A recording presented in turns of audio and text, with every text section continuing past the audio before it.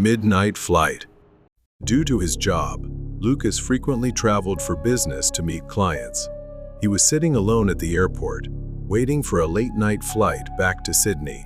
The clock showed 1 a.m. The area where he was seated was almost deserted, except for a few scattered passengers. Lucas had his headphones on and was engrossed in his phone. The atmosphere felt strangely empty for such a usually busy airport. At that moment, a flight attendant, a woman in uniform with an eerie, unsettling smile, approached him and gently tapped him on the shoulder. Sir, your flight is about to depart. I think you missed the announcement. Lucas glanced around and realized he was the only one left in the waiting area. The elderly couple had already left, and there were no other passengers. His flight was scheduled for 1:30 a.m., but it was already 1:15 a.m. He quickly stood up and thanked her, surprised at how fast time had passed. Lucas got up and began following her. As they walked through the airport, he noticed something odd. She seemed to walk with an uneven gait. Then, he noticed a deep scar on her left leg, and her skin looked unusually pale. She led him onto the plane, and as he stepped inside, he was stunned to see that the entire plane was packed with passengers, none of whom he had noticed or seen in the waiting area. The atmosphere inside the plane was eerily silent, so much so that for a moment, he thought no one was breathing. The passengers sat with their heads bowed, not talking, almost motionless. After boarding, she leaned close and whispered in his ear, Please take your seat, sir. If he had been alone, he might have screamed. The cold, chilling breath in her whisper made his ears feel frozen. Lucas went to his seat by the window. As he sat down, he noticed a thin man in formal attire seated next to him, but there was something off about his face. Lucas felt the plane was unusually cold, and soon, a foul stench began to permeate the air around him. Lucas fastened his seatbelt and waited for the plane to take off, but none of the other passengers moved or changed their behavior. They all remained silent and expressionless. He told the man next to him, It's so cold in here. The man didn't reply. He just sat there with his head bowed. Lucas thought maybe he was asleep or didn't want to talk. Then all the lights began flickering. Suddenly, the emergency alarm blared, and the plane started shaking violently. Lightning flashed across the sky outside. A violent jolt caused luggage to fall from the overhead compartments. He screamed, but the man next to him and everyone else showed no signs of panic. They all sat like statues, seemingly indifferent to what was happening. In a panic, Lucas tried to unbuckle his seatbelt, but it was stuck. Desperate, he shouted for help. Then, he turned to the man next to him, saying, Excuse me, please wake up. This plane is going to crash. Please, we need to do something, or we're all going to die. As Lucas struggled, the man next to him slowly looked up. His face was horrifying, with one side severely burned and scarred. He smiled, a chilling, terrifying grin, and said, "They're all dead." The other passengers now revealed grotesque faces. A spine-chilling, sinister laughter erupted from all of them. They began laughing in unison, a shrill, terrifying sound. "Please let me off," he begged. At that moment, his seatbelt came undone, and he ran toward the exit to escape. But the flight attendant suddenly appeared, blocking his path. Her face was now unrecognizable, her body covered in wounds, smeared with blood, and she had a wide, menacing grin. He shoved the flight attendant aside and ran toward the cockpit, hoping to find the pilots. When he opened the door, he was met with a horrifying sight. Both pilots were gone, and everything inside was engulfed in flames. His vision began to blur. His head throbbed, and the faint sound of devilish laughter echoed in his ears. "Sir, are you okay?" The voice startled Lucas awake. It was a security guard at the airport, leaning down to check on him. He slowly sat up, his body trembling, and looked around. He was no longer on the plane. Instead, Lucas was lying next to the charred wreckage of what looked like an old airplane. The air was thick with the smell of burnt metal and something worse. The guard told him that this area was restricted. That plane had been struck by lightning a week ago, and everyone on board, including the flight attendants and pilots, had perished. Shocked, Lucas stammered that he had been on that plane. He looked at the plane, horrified by what he had just experienced. He knew he had narrowly escaped the dark fate that had befallen the passengers of that ill-fated flight. The night at the airport. Kevin was always a hardworking guy, juggling a daytime job and night shifts at the airport to earn extra money. Partly, it was convenient because he lived nearby, making the commute easy. It was Kevin's first night shift. The terminal was eerily quiet when he arrived around 1 a.m. The airport manager handed him a set of keys, saying he would return around 4 a.m. Do you have a flashlight? The manager asked. Kevin nodded, assuring him he did, and began his tasks, mopping the floors, inspecting restrooms, and ensuring no pipes were leaking. Everything was so quiet that he could hear the echo of his own footsteps. While wiping down the counters, he glanced out at the silent runway. It was a familiar sight, but tonight, something felt different. Then he heard a woman's laughter from somewhere far away. At first, he thought it was his imagination, but the sound was too distinct to ignore. Is anyone there?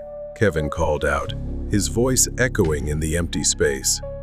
There was no reply. Suddenly, the sound changed.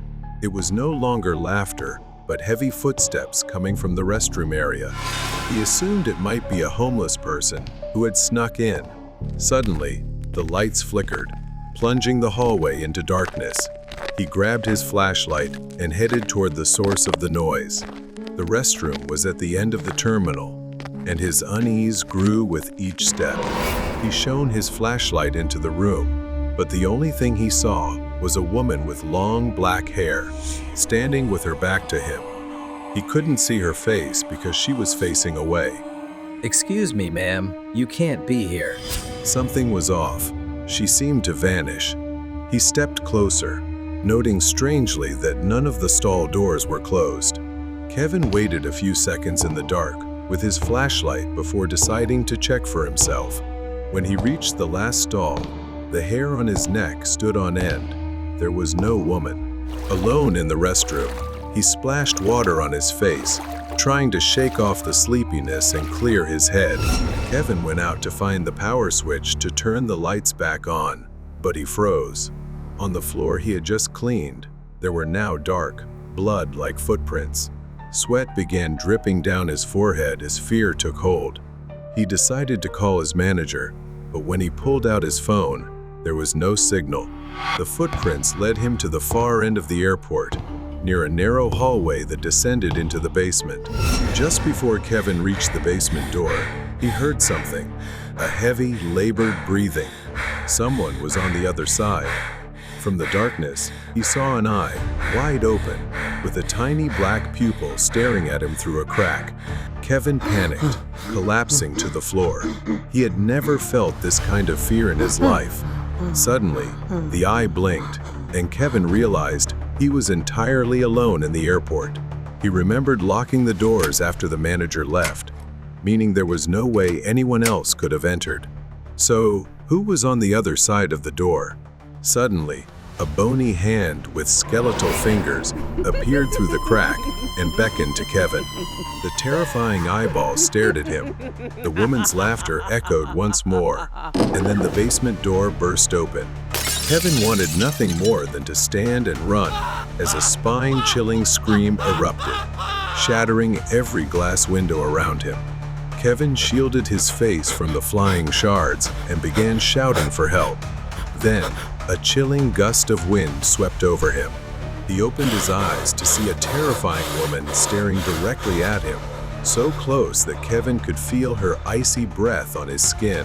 Her face was gaunt, with blood dripping from her head as she stared into him. She opened her mouth as if to speak, but only distorted moans escaped. Then everything faded to black. Later, he awoke to someone calling his name. Kevin found himself lying on the floor, with the manager helping him up. Looking around, everything seemed untouched. There were no footprints or broken doors. After leaving, Kevin learned he had passed out near the site where a woman had been assaulted by a dangerous man. The culprit had disguised himself as a janitor to hide in the airport. Perhaps Kevin's decision not to follow the ghost into the basement had saved his life. Troublemaker on the road. Last year, Len went to visit her parents for Christmas. Snow had been falling since October, so her father had helped her switch to winter tires more than a month earlier. This made Len think she didn't need to worry too much about road conditions. Len's family had a wonderful Christmas together, but she had plans to go on a trip with a friend the following day. Their flight was scheduled for that afternoon, so she left early in the morning while it was still dark to give herself enough time to prepare for the trip and reach the airport. Unfortunately, Len hadn't paid enough attention to the snowfall the previous night. She realized that winter tires alone might not be enough, but she was determined to get home. On a dark, desolate road about 20 miles out, Len was driving cautiously, and everything seemed fine until she hit a patch of black ice. Len's car spun in one direction, and then the other, completely out of control, before coming to an abrupt stop and crashing into a snowbank. Len sighed with relief, knowing she wasn't going fast enough to cause any damage to the car. However, her car was now stuck, with the wheels spinning uselessly in the thick snow. Alone in the dark, she tried to free herself by stepping out and using a flashlight and a small gardening shovel. She had stored in the trunk to dig and place mats under the tires. Her hands went numb from the cold.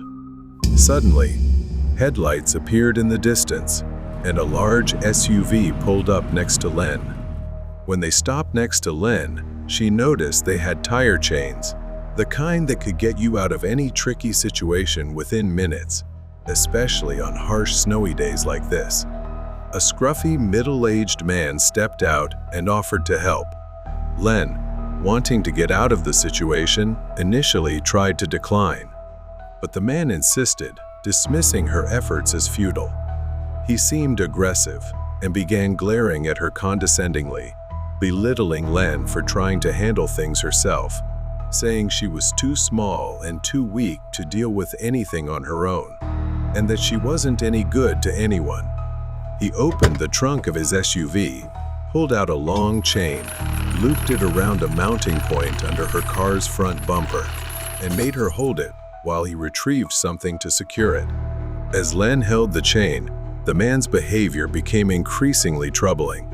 He kept asserting control over the situation, and his actions grew more erratic. As a foreboding feeling set in, while she began attaching the lock to the chain, Len cautiously noticed the man's hand moving behind his back as if he was hiding something. Len glanced over her shoulder and saw the man swinging something in the air. In an instant, she realized he was about to strike her with a hammer. Len barely dodged the blow and broke free from his grasp. He sneered menacingly, saying, "You know, out here, no one will hear you scream." Len yanked the chain from under the car and whipped it across his face as he tried to strike her again, stunning him just long enough for her to escape. He screamed in pain as Len ran around to the passenger seat, jumped in, and locked the door just moments before he reached the window and started pounding on the glass. Len crawled into the driver's seat, praying she wouldn't get stuck. She could almost hear her father's voice, reminding her not to accelerate too quickly. So, against her panicked instincts, she slowly pressed the gas pedal. He grabbed the hammer he had intended to use to harm her, leisurely approached the car, and smashed Len's window, but she didn't stop. She hesitated, slowly increasing the throttle to avoid spinning the stuck tires. Her car still wasn't moving, and she tried to focus on being cautious rather than taking unnecessary risks. But he didn't hesitate. Losing control and growing angrier with each swing, his blows became stronger, and eventually, the glass shattered. He reached in and grabbed Len's neck. She was on the verge of losing consciousness, but a surge of willpower arose within her. She couldn't let it end like this. She tried again, slowly pressing the gas, and finally, her car started to move. His arm got caught on the jagged remnants of the glass, and in pain, he finally let her go. When Len contacted the police, she reported the man's erratic behavior and detailed description. A few days later, they informed her that a suspect matching her description had been apprehended. He was a known offender who targeted stranded drivers. Len was called in to identify him. In the courtroom, he tried to intimidate her with a cold glare, but she ensured he was convicted. Despite her fear, trusting her instincts and acting decisively not only saved her, but also prevented others from becoming victims of his sinister plans. The terrifying escape. Jack and Jill were a young couple who had just gotten married. After a whirlwind wedding, they set off for their honeymoon on a remote island. Jack, Jill's husband, planned a trip to a secluded cabin, hoping to escape the pressures of their everyday lives. When they arrived on the island, Jill began to feel uneasy about the isolation, but Jack reassured her that it would be a relaxing getaway. They crossed the lake to the cabin. Jill noticed something odd: 4 portraits of women hanging on the wall near the fireplace. But she didn't think much of it.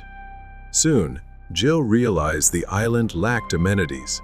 In fact, there was no cell phone signal at all. Despite this, Jack seemed unusually at ease, encouraging her to embrace the simplicity of nature. The next morning, Jill woke up to find that Jack had locked their car keys and money in a small safe. Jack wore the safe's key on a necklace. When Jill asked, Jack explained it was for safety so they wouldn't lose anything. It seemed harmless, but Jill couldn't shake the strange feeling gnawing at her. She tried to push it aside and enjoy nature. Days passed, and although Jack tried to keep her entertained with hikes and boat rides, Jill felt increasingly uneasy. Jill confronted Jack again, expressing her desire to leave the island. However, Jack seemed uninterested. Instead, he avoided the topic and spent his time setting animal traps and engaging in strange activities. One evening, Jill finally had enough and insisted on leaving, but Jack's response was cold. He became aggressive, saying, "We're not leaving. Not yet." Jill's fear grew as Jack's attitude completely changed. He became increasingly paranoid, and his eyes gleamed with an unusual red hue. He grabbed a knife from the kitchen and lunged at her. In a panic, she ran out of the cabin and grabbed a log. She struck him hard on the head. He collapsed, stunned but still alive. She quickly grabbed the key from around his neck and ran. She ran toward the boat, hearing Jack's shouts in the distance. "Jill!" He was swimming after her. Her hands trembled as she tried to row faster, but fear and exhaustion slowed her down. As she reached the shore, she stumbled over something. Looking down, she saw 4 separate graves, the earth freshly turned. Her breath caught. With no time to think, Jill dashed toward the car, but it wouldn't start. Jack was now at the window, yelling for her to get out. In a desperate attempt to escape, Jill grabbed a gun from the car's glove compartment and pointed it at Jack. However, Jack tricked her, and as she tried to fix the car, he smashed the window with a rock, knocking her unconscious. Jill woke up to find herself tied to a tree. Jack stood over her, cold and crazed, repeating, "You're just like the others." Jill struggled to understand and asked, What others? That's when Jack revealed the horrifying truth. He had 4 wives before, all of whom tried to leave, and he had killed them. Jill was next. Realizing she was in grave danger, Jill had to find a way to free herself. But when she realized that he was no longer in sight, she rubbed the rope against a sharp stone nearby, to slowly escape. As Jack approached with an axe, she rushed into the cabin, grabbed the gun, and ordered him to stop. Jack ignored her warning and charged at her with the axe raised. In a split second, Jill pulled the trigger, grazing Jack and injuring him. Jack fell to the ground, unable to move. She threw the gun aside, tears streaming down her face. I trusted you. Then she ran out of the cabin toward the boat. She was halfway across the lake when she heard a deafening explosion from the island. Jill turned to see the cabin ablaze. Her heart sank, but she kept rowing away. She went to the authorities, who launched an investigation and eventually found Jack's body washed ashore. The island was now sealed off. Jill stood by the lake, gazing at the now abandoned cabin. Thankfully, the nightmare had finally ended. The mysterious curse of donuts. Moving into a new house is always unsettling. John and his wife, Lisa, had just moved into an old house next to an abandoned Dunkin' Donuts, left in ruins nearly a decade ago. They had no idea the house harbored such a dark history. The fire had destroyed the building, leaving behind charred ruins and rumors of hauntings, which gave the area an eerie reputation. However, they never believed in such tales. At first, they enjoyed their new home and gradually adjusted to the quiet neighborhood. However, things quickly turned strange when a mysterious box of donuts began appearing on their doorstep every morning. It was a plain cardboard box, unmarked and without any notes, containing a dozen perfectly arranged donuts. John was suspicious, thinking it was some kind of prank, but Lisa, on the other hand, was delighted. She loved sweets, especially donuts. He brought the box inside, and Lisa eagerly opened it. Look, they're fresh. She exclaimed. He frowned. I don't know. This seems a little strange. John felt uneasy trusting food from strangers. Despite Lisa's claims that he was overreacting, John threw the donuts away. He didn't want to take any risks, but the next morning, it was back. Another box of donuts. He threw it away again, but the pattern continued. A few days later, a new neighbor moved in and brought them a box of donuts as a gift. John's instincts told him something was off, given the recent events. He gave a weak smile, took it inside, and threw it away. But one day when John came home, he found her eating a donut from the box. She dismissed his concerns with a weak laugh, saying, It's just a donut. That night, however, things took a disturbing turn. John woke to the sound of 3 knocks on the window, followed by 2 more. Then it intensified as he heard footsteps in the hallway and a strange bell ringing. It was a soft chime, like a hotel bell ringing. When John asked Lisa if she heard it, she mumbled in her sleep, turning her back to him. Over the next few days, the noises became more frequent. The knocks, footsteps, and bells. They felt like they were living in a nightmare. Lisa began acting strangely, growing distant and staring at the wall. One night, John found her standing completely still in the kitchen. Lisa, what are you doing? He asked, but she didn't reply. Suddenly, the same bell rang, and before he could react, she turned to him with a vacant stare and lunged at him with a knife in her hand. John narrowly dodged the knife, staggering backward. He escaped death by a hair's breadth, but Lisa's behavior grew increasingly erratic. Then she charged at him, as though possessed by madness. She began chasing John through the house, as if something was controlling her every move. However, as John reached the front door and flung it open, Lisa suddenly stopped. Her head jerked to one side, her neck twisting unnaturally as she stared at the abandoned Dunkin' Donuts building. Lisa? John called out, desperate. What's happening to you? But she didn't reply. She just began walking toward the ruins, her steps slow and deliberate. John followed her, keeping a safe distance. The neighbors began stepping out of their homes, drawn by the commotion. An elderly man approached John, his face pale and filled with confusion. He warned John that the building had a dark history. It had burned down 10 years ago, killing 6 people inside. He said, rumors claimed the place was cursed, though no one knew the full story. John looked at Lisa, who continued walking toward the burned ruins, oblivious to everything around her.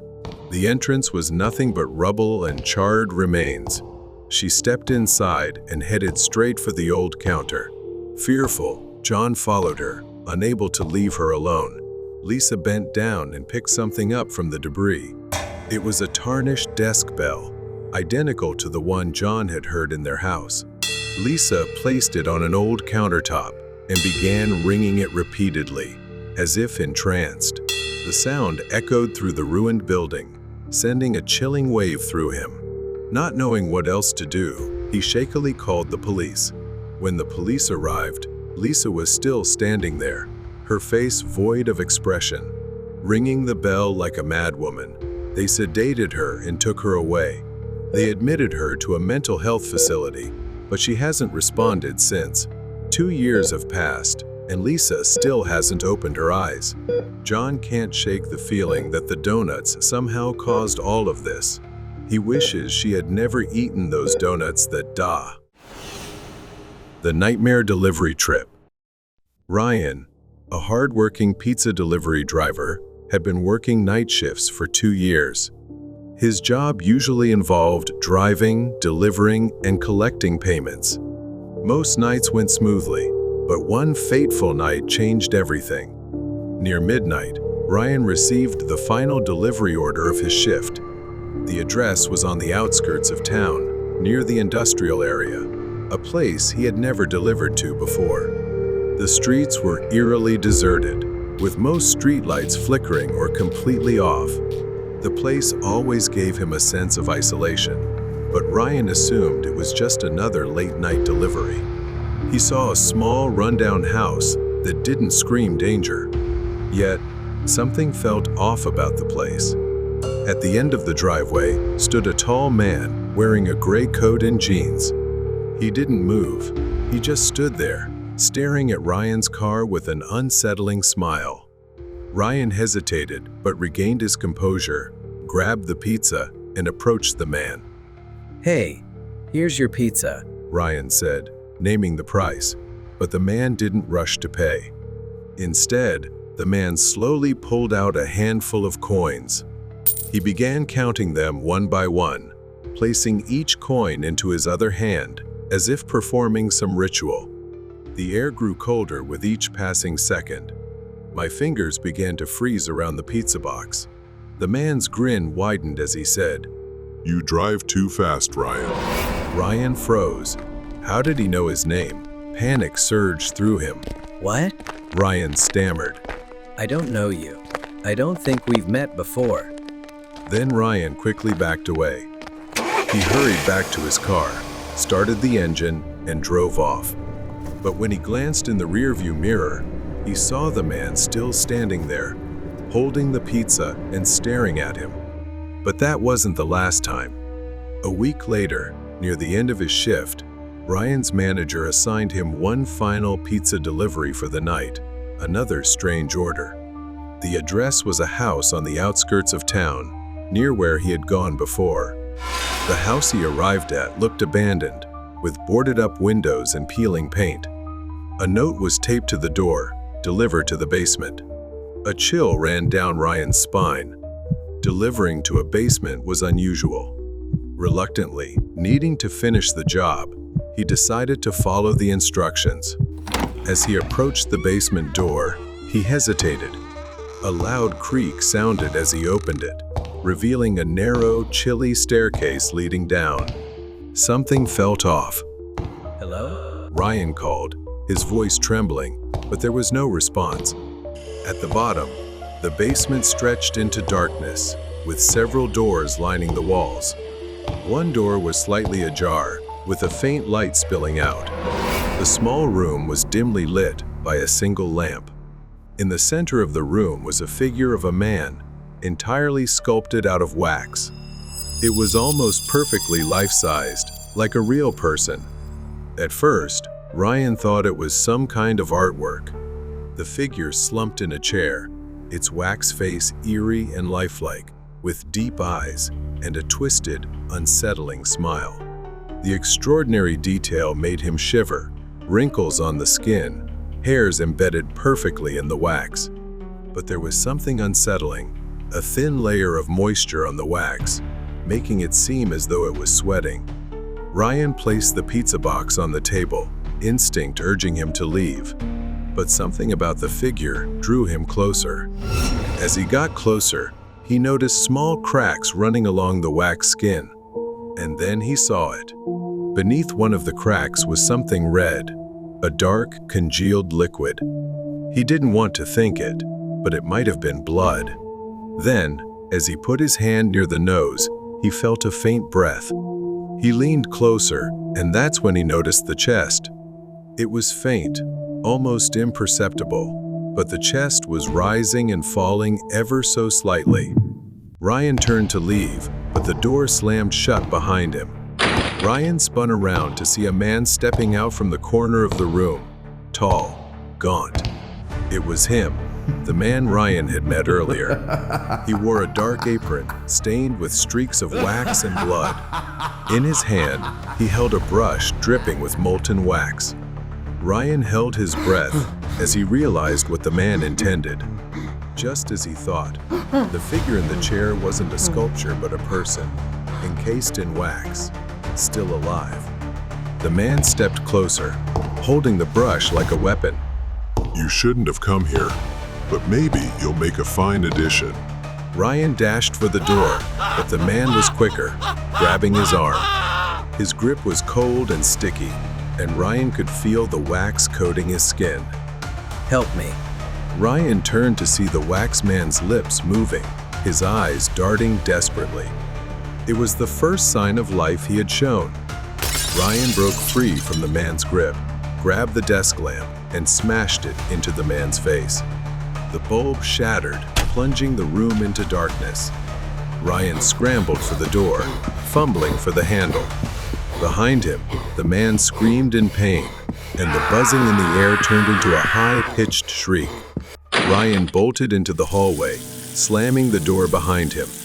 When he finally made it home, he scrubbed at his skin, desperate to remove the faint traces of wax clinging to his arms. But no matter how hard he scrubbed, he couldn't shake the feeling it was still there.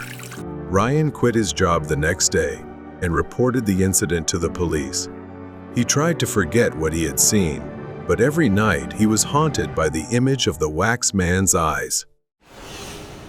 Behind the neighbor's door. It was December, and the neighborhood had started decorating for the holidays. I knew all my neighbors, and they were all very friendly. The neighbors lit up the streets with their festive displays. Paul, our neighbor to the right, was no different. He had put up his lights early, which I found unusual for a single man in his 40s. He seemed kind enough, though a bit lonely. I didn't see him often. He came and went for work, but I always greeted him when we crossed paths. Recently, though, I hadn't seen him at all. His car hadn't moved from the driveway in days. One night, I noticed Paul's house across the street. His Christmas lights were flickering wildly, not the usual twinkling effect. It was erratic, more like a wiring glitch. The flickering lights gave the house an unsettling feeling. At first, I brushed it off, thinking it was just some electrical issue, nothing to worry about. The next morning, I went to work. Paul's car was still in the driveway, and once again, all his curtains were tightly shut. That evening, I went outside and saw everything was exactly the same as the night before.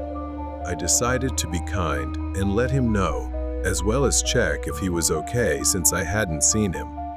I walked over, hesitating for a moment before knocking on the door. There was no answer, so I rang the bell. Again, nothing. After the third ring, Paul finally opened the door. Paul greeted me with a forced smile. I told him about his flickering Christmas lights and how I just wanted to make sure everything was okay. I asked if he was okay, since I hadn't seen him in a while. He said he just wasn't feeling well. From the way he spoke, I felt his demeanor was awkward and cold. I noticed when he raised his hand, there were black smudges or soot on it. I glanced down briefly, and he immediately pulled his hand back behind him. Then I heard something from inside the house. At first, I thought I was imagining it, but it sounded like a child's voice. Paul didn't have any kids. I was about to ask if he heard it too, but I decided against it. It sent a chill down my spine. I glanced at Paul, but he didn't seem to notice. The sound seemed to come from deep within his house, distant and muffled. His expression didn't change, but there was a coldness in his eyes. I was about to leave, but something inside me, an indescribable feeling, held me back. Then I decided to go back. He was about to close the door when he seemed surprised to see me return. I awkwardly made an excuse, asking if I could borrow some tools to fix a pipe. He politely and courteously invited me into the house. While Paul was rummaging through things in the living room, I asked if I could use the bathroom. On the way, I noticed something strange, a bookshelf in an almost empty room. It was placed in an oddly conspicuous spot and had a few stacks of cardboard boxes. As I got closer, I noticed dark stains on the walls and smudges on the bookshelf. They looked strange. Drawn by the oddity, I tried to take a closer look. Is it making a knocking sound? I thought I heard something and slowly moved closer to investigate. It sounded almost like something or someone was moving behind the bookshelf. Just as I reached out to touch it, Paul suddenly appeared in the doorway, asking, "What are you doing?" I quickly lied, saying I was just admiring some of the books. Glancing at the bookshelf, I smiled and asked, Do you enjoy detective and mystery stories too? Let's talk about them. but he gave a forced smile and nodded. "Sure. Now can you leave?" Seeing this, I decided to leave. After leaving, my mind was filled with questions. Why was Paul acting so strange? Why did that room feel so unsettling? It left me with a genuinely weird and uneasy feeling. I decided I would keep a closer eye on him for my own safety. A few days later, I kept observing and devised a plan. I stood in front of Paul's house with some pastries in hand, ready to knock and invite him to a Christmas gathering. As usual, Paul politely declined the invitation, but mentioned he might stop by later. A few minutes later, I saw Paul leave his house, get into his car, and drive off to somewhere suspicious. Seizing the opportunity, I cautiously made my way to the back of his house. He might return quickly, since the back door wasn't locked. I hesitated for a moment, considering leaving, unsure if this was the right thing to do. But then my eyes caught something that made me realize I couldn't hesitate any longer. I saw it, the trash can outside Paul's house. Items that didn't belong, rags stained with dark streaks and dried specks that looked like blood, and even children's clothing. I couldn't ignore it anymore. The door creaked open, and I slipped inside. The house was silent, eerily still. I cautiously moved toward the bookshelf I had seen and suspected earlier. As I approached the shelf, I fumbled around and noticed a book sticking out oddly. I grabbed it and pulled it out. As I pulled it, the bookshelf suddenly shifted, revealing a dark space that looked like a hidden room. I stepped inside and was utterly horrified. The room was a chaotic mess, boxes, shattered items, and strange objects scattered everywhere. In the far corner, something moved in the shadows. I took another step forward, feeling the weight of the air pressing down on me. Then, there he was, a little boy, trembling and trapped in the basement, his wide eyes filled with fear. My first instinct was to help the boy. I barely managed to remove the gag from his mouth when footsteps echoed through the house. Paul was back. My worst fear had come true. I quickly crouched down and whispered urgently to the boy, telling him to stay quiet as I guided him to hide. I hurriedly ran to find a different hiding spot, but Paul already suspected someone was in the house and began searching. He discovered me when I carelessly let part of my shirt show. He stomped on my shirt and said, You shouldn't have come here. Before I could react, Paul grabbed a nearby baseball bat and began swinging it forcefully at me. I barely dodged the first blow. Objects shattered around me. I rushed toward the kitchen, hoping to distract him and keep him away from the boy. My hand grabbed a pepper shaker, and I threw it into Paul's face to obscure his vision. But it didn't faze him at all. Taking advantage of his momentary blindness, I grabbed a frying pan and struck him on the head, forcing him to stagger back. The blows he landed on me left painful bruises, and his strength was greater than I had anticipated. I kept running to distract him, but I realized too late that he had gone down to the basement to find the boy. I called the police and ran down, throwing objects to distract him. I shouted at him to surrender, warning him that he would spend the rest of his life in prison. Paul pretended to surrender or negotiate, but he immediately launched a surprise attack when I let my guard down. Once again, I found myself at a disadvantage.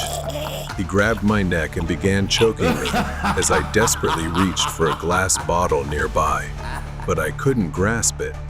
I was nearly losing consciousness from the strangulation when, unexpectedly, the boy screamed, distracting Paul and giving me an opening. I seized the moment, grabbed the bottle, and struck him on the head. With a painful groan, Paul staggered back and finally released his grip on my neck. I quickly got up, pulled the boy up the basement stairs, and locked every door behind me. The police arrived within minutes, surrounding Paul's house. Paul was arrested, but what they uncovered left me horrified. The boy had been abducted from a completely different town and had been held in the basement for over 4 days. As for the flickering Christmas lights, the boy was a genius who had somehow figured out how to manipulate them from the basement as a cry for help to attract someone's attention outside. The nightmare was finally over. I was relieved that the boy was reunited with his family. I hoped he would go on to live a normal life and overcome this ordeal. The truck driver's nightmare chase. I'm Alan, and I want to tell you about my job. The only job I've ever had, and definitely one of the most dangerous. I'm a truck driver, often driving for hours, almost always sleep-deprived and in a rush, and worse, in the dark. Aside from the fear of crashing or falling asleep at the wheel, people always ask me if I have any stories to tell. That night, I was driving with my companion, Randy. Randy had recently gone through a divorce and didn't have kids, so he didn't have much going on. He'd had a few drinks that day and was a bit tipsy. As I looked out the window, I saw a lot of police cars speeding past me. They seemed in a hurry, as if searching for someone. I didn't think much of it and kept driving. After a while, I decided to stop so Randy could use the bathroom and we could take a break. I waited, but after a few minutes, my unease grew as Randy didn't return. Worried, I grabbed a flashlight and headed into the woods. "Hey buddy, you out there?" Randy didn't answer. I didn't think he could be drunk enough to pass out, so I kept following the trail into the woods. I moved through the bushes, calling Randy's name. Suddenly, I heard a voice, a strange tapping sound coming from behind a large tree. Cautiously, I moved closer, thinking Randy might be playing a prank. I approached and saw a girl leaning against a tree, covered in blood and trembling in fear. I rushed to help her, but then I saw a knife in her hand and stepped back.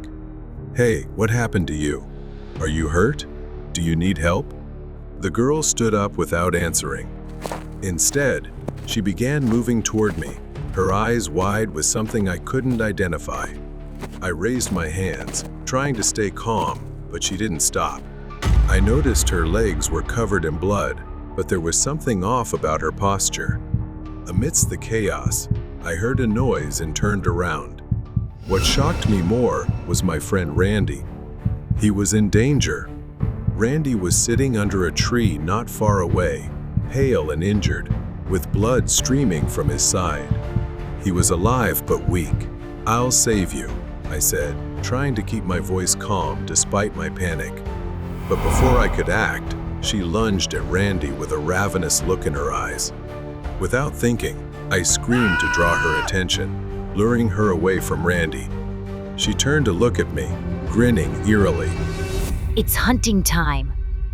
I sprinted through the trees, dodging sharp branches like claws. She chased close behind, her pounding footsteps echoing in my ears, making my heart feel like it would burst. While running, I tripped over a rock, tumbling to the ground. She lunged at me, and I had to wrestle with her, holding back her wild fury for a moment. She seemed intent on devouring me. My breath caught as her hand slipped, stabbing the knife into the ground just inches from where it could have ended me. I shoved her off me, grabbed a large branch and swung it hard, striking her. Her pained scream echoed through the forest as the knife fell from her hand. Pain blurred my vision, but I knew I couldn't stop. Even injured, she continued chasing me, her breath ragged like a wild beast. Using all my knowledge of the forest, I took a gamble. I changed direction, heading toward where I suspected there was a bear trap. She was still close behind me. Nearing the trap, I slowed down deliberately before suddenly leaping aside. She charged forward, unaware of the trap. Snap! The steel jaws slammed shut with a deafening clang. The woman screamed in agony as her leg was caught in the trap. Without hesitation, I ran back to Randy. He was visibly weaker, but still alive. I quickly used a handkerchief to stop the bleeding from his wound. I helped him into the truck. Every step felt like a battle, but I didn't stop. Finally, I got him into the vehicle and drove away as fast as I could. On the way, I came across a patrolling police car. They quickly arrived and arrested the woman. They said she was an outcast living in the forest, hunting and attacking anyone who wandered into the area. Even her clothing had belonged to previous victims. In her hideout, the police found evidence that she had resorted to cannibalism and many other horrifying items. Randy survived, but the wounds, both physical and emotional, would never fully heal. I couldn't forget that night either, but I told myself that I had done everything to save my friend. And when facing darkness, you must fight to survive.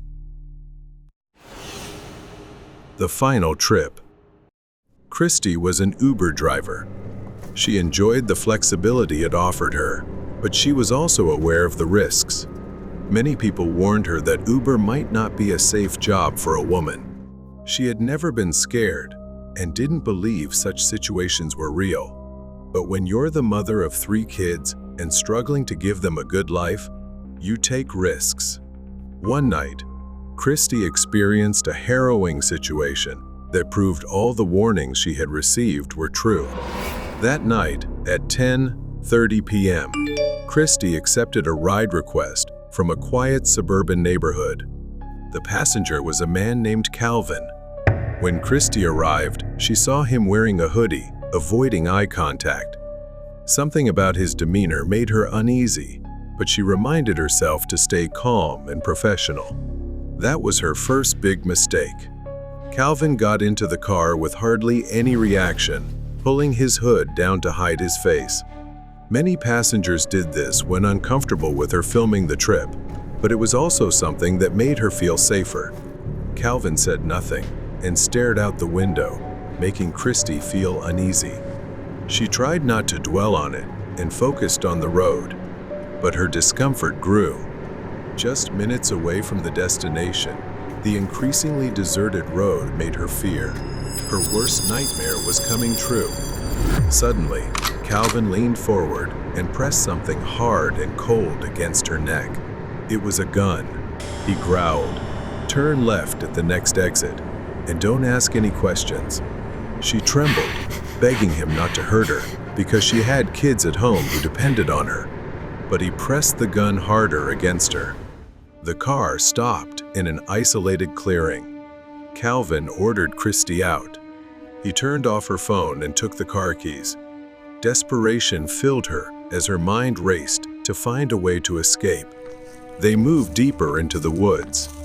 Calvin shoved her forward, the gun still pressed against her back. Reaching a clearing, he rummaged through her belongings for anything of value. He found a small amount of cash, but grumbled that it wasn't enough before continuing to search. Christy realized this was her moment to act. She pulled a can of pepper spray from her pocket and quickly sprayed it into his face. He screamed in pain, and Christy seized the opportunity to escape, running as fast as she could. Panic fueled her speed.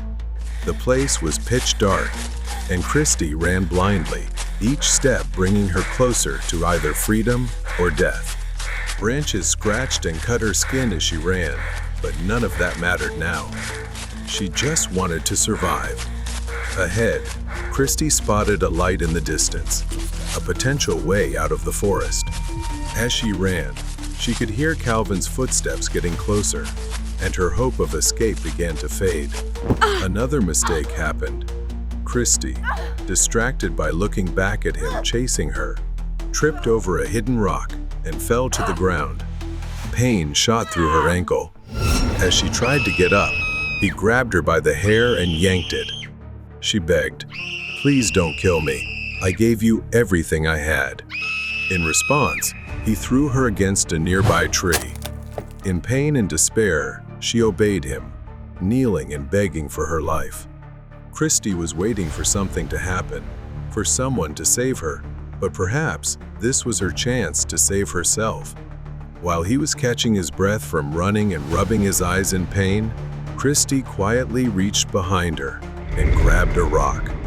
Without thinking much, she struck him on the head with the rock. Blood streamed down his face as he staggered.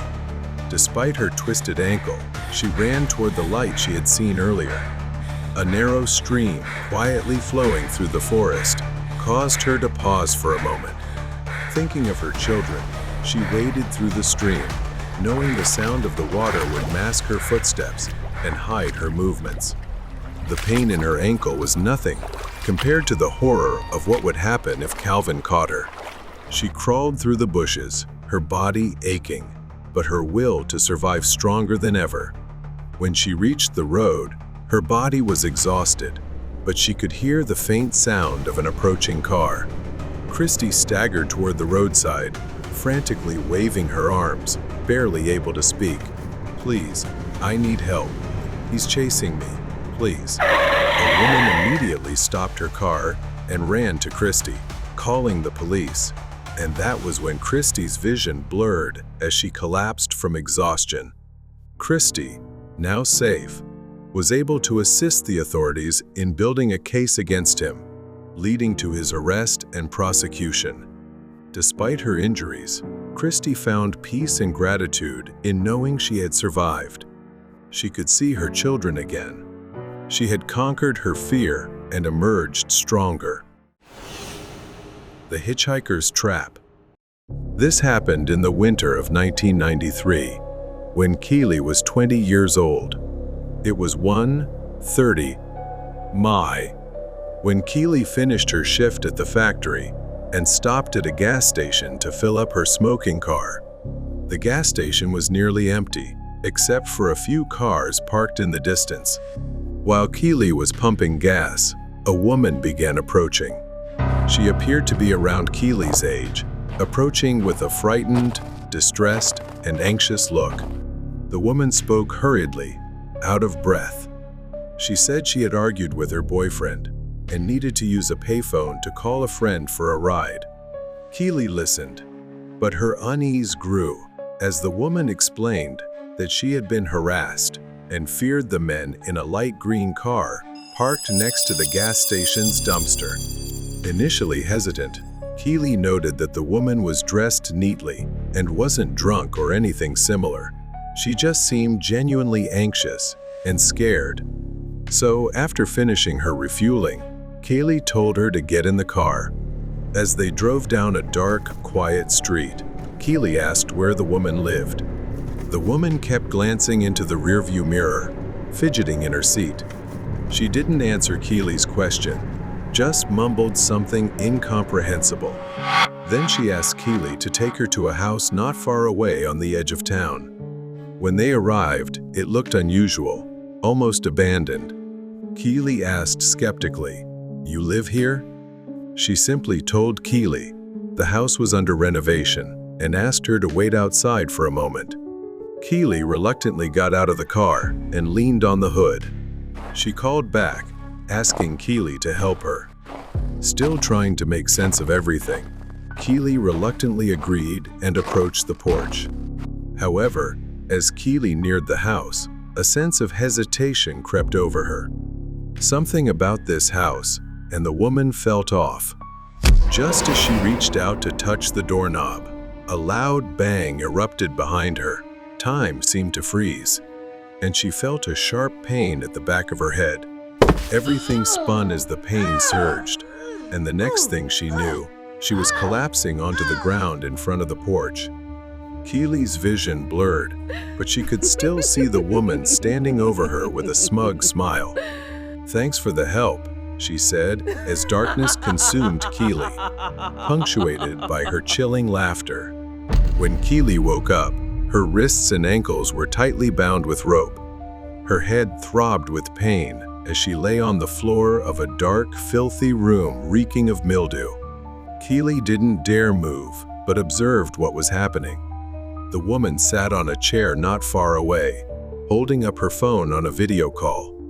"You should mind your own business," she said, not even glancing at Keely. Keely regained her vision and focused on the phone screen. It was a man standing next to a car, the same one she had seen at the gas station. He said he'd pick her up soon to catch more victims. She realized everything from the start had been a trap. Keely struggled against her restraints, her mind racing. She knew she had to act fast. Despite the pain, Keely, being the only woman at the plastic factory, had learned to handle such situations. She relied on her experience to quietly inspect and work on her restraints. Finally, the rope loosened slightly, but the woman began approaching Keely, so she decided to stay still, pretending nothing was amiss. When the woman seemed to sense something, she moved closer to Keely. The moment arrived, Keely sprang up, elbowing her in the face. She turned and kicked the woman hard with her bound feet, causing her to stumble painfully to the ground. That gave Keely the chance to free her legs and run outside. Keely dashed outside and got into her car. As she frantically started the engine, the woman suddenly appeared with a menacing smile. Somehow, she had gotten into Keely's car. "Mind giving me a ride?" Just as the car started, the woman, not wearing her seatbelt, was thrown forward as Keely hit the accelerator. Keely pushed the woman out of the car and drove off, calling the police to have them arrested. When Keely finally got home, she told her sister about the harrowing encounter. While relieved that Keely was safe, her sister scolded her for not going to the police immediately. After a few days of investigation, the police arrested the two criminals. Keely couldn't believe what had happened, but at least she had survived. And she learned a terrifying lesson about the hidden dangers in seemingly harmless situations. The madness of the masked man. Susan had a terrifying experience a few years ago. It all began on a Tuesday night. Susan was enjoying a rare evening alone when her husband, Jeff, called to let her know he was stuck in traffic and would stay at a motel overnight. He promised to call her when he got home. Susan sighed and returned to her book. She wasn't afraid of being alone at night as she was used to it, but as time passed, she began feeling increasingly bored and restless. She had completed all the chores and errands, leaving her with nothing else to do but sit in the room. Susan decided to take a long, hot bath to relax that evening. The past few weeks had been stressful, and she looked forward to a moment of peace and quiet to wash away the tension. Suddenly, there was a faint knocking sound from downstairs. It was weak, like a distant noise. She frowned, uncertain. Maybe it was nothing, but the uncertainty gnawed at her. She stepped out of the bathroom and descended the stairs, feeling the hairs on the back of her neck stand up. The living room appeared calm, but something felt off. Then she felt a draft. The cold night air blew in through the window. Susan froze, hurrying to close it, but before she could, a shadow appeared on the other side. A man wearing a mask and a black hoodie stared directly at her, his hands on his hips as if daring her to approach. Come outside, Susan. Panicking, she slammed the window shut, locked it tightly, and ran to escape. Seconds later, the sound of shattering glass echoed through the house. He had broken the window to get inside. The man, wielding a knife, stepped through the window, his mask still on and hoodie pulled tight. His movements were slow and deliberate, like a predator toying with its prey. Susan frantically locked the living room door and rushed upstairs to the second floor. He was right behind her, chasing leisurely. Don't run like that, girl. I'll catch you soon enough. Susan stumbled through the hallway, entering the master bedroom. Her breathing was shallow as she strained to hear any sound from downstairs. Susan stepped into a small, rarely used room on the second floor. But one thing she was certain of, he wouldn't find it. It was a hidden space in the attic, known only to her and her husband. She was sure no one from the outside would see her as Susan pressed herself against the wall. A voice echoed just outside the attic door. Oh, Susan, I know you're here. A voice strangely familiar. Susan could hear his creaking footsteps getting closer. A terrifying silence filled the air. In a flash, he appeared right in front of her. The mask had now slipped slightly. Her body turned cold as she suddenly recognized the familiar eyes staring back at her. Susan whispered, Jeff? She backed away in fear. The man smiled, gripping the knife tightly. Don't worry, Susan. I'm doing this for us. Perhaps from excitement, the mask slid partially off his face, and what she saw made the realization even more horrifying. It was Susan's husband, standing right in front of her. His knife rose as he laughed. What are you doing, Jeff? What's wrong with you? He only laughed louder and stepped forward, shoving Susan against the wall. His eyes were something she had never seen before, the eyes of a true madman. At that moment, she knew Jeff had completely lost control. Don't worry, Susan. I'm doing this for us, he said, pulling a syringe out of his pocket while holding the knife in his other hand. He gripped Susan's hand and held the syringe, slowly and mockingly bringing it toward her neck. It'll be gentle, my love. Susan screamed in terror and kicked him in the shin, causing him to stumble and shatter the syringe. She fled from the attic, but he quickly chased after her, shouting angrily. As he raised the knife above her, a loud noise erupted. Susan turned to see he had tripped down the stairs. Susan didn't stop running until she reached the neighbor's house and called the police.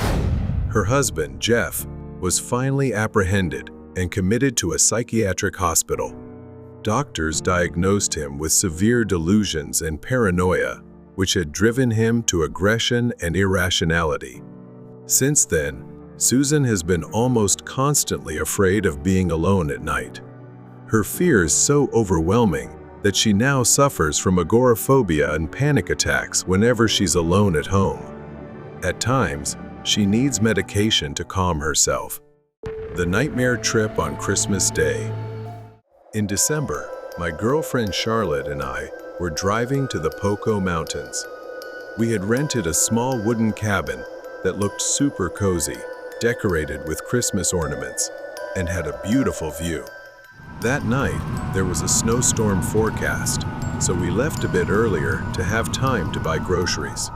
After that, we headed straight to the cabin. The house was surrounded by forest, and we had to make several trips from the car to bring everything inside. I did the usual things, like checking the fridge, turning on the TV to see if there was cable or Netflix, and looking out all the windows to make sure everything was fine. Then there was a basement for recreation. I went down to check it out. It was quite large compared to the size of the house. It felt detached from the cabin, dark, and rather chilly. Then there was a knock on the front door. I hurried upstairs to answer it. I was surprised and confused to see a guy who looked like he was in his late 40s. He wore gray sweatpants and a tattered tan jacket. He smiled at me and asked, How's everyone doing? I started asking if he was the owner. He introduced himself as Tom and said he ran the place with his brother.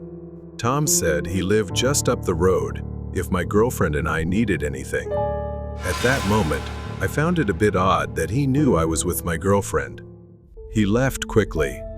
We continued watching a Christmas movie and enjoying the quiet, but an uneasy feeling started to creep in.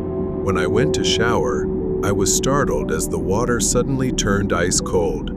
I quickly got out and texted Mike, the cabin owner, asking if there was an issue with the water heater. Mike replied a while later, saying he'd send someone to check it the next day.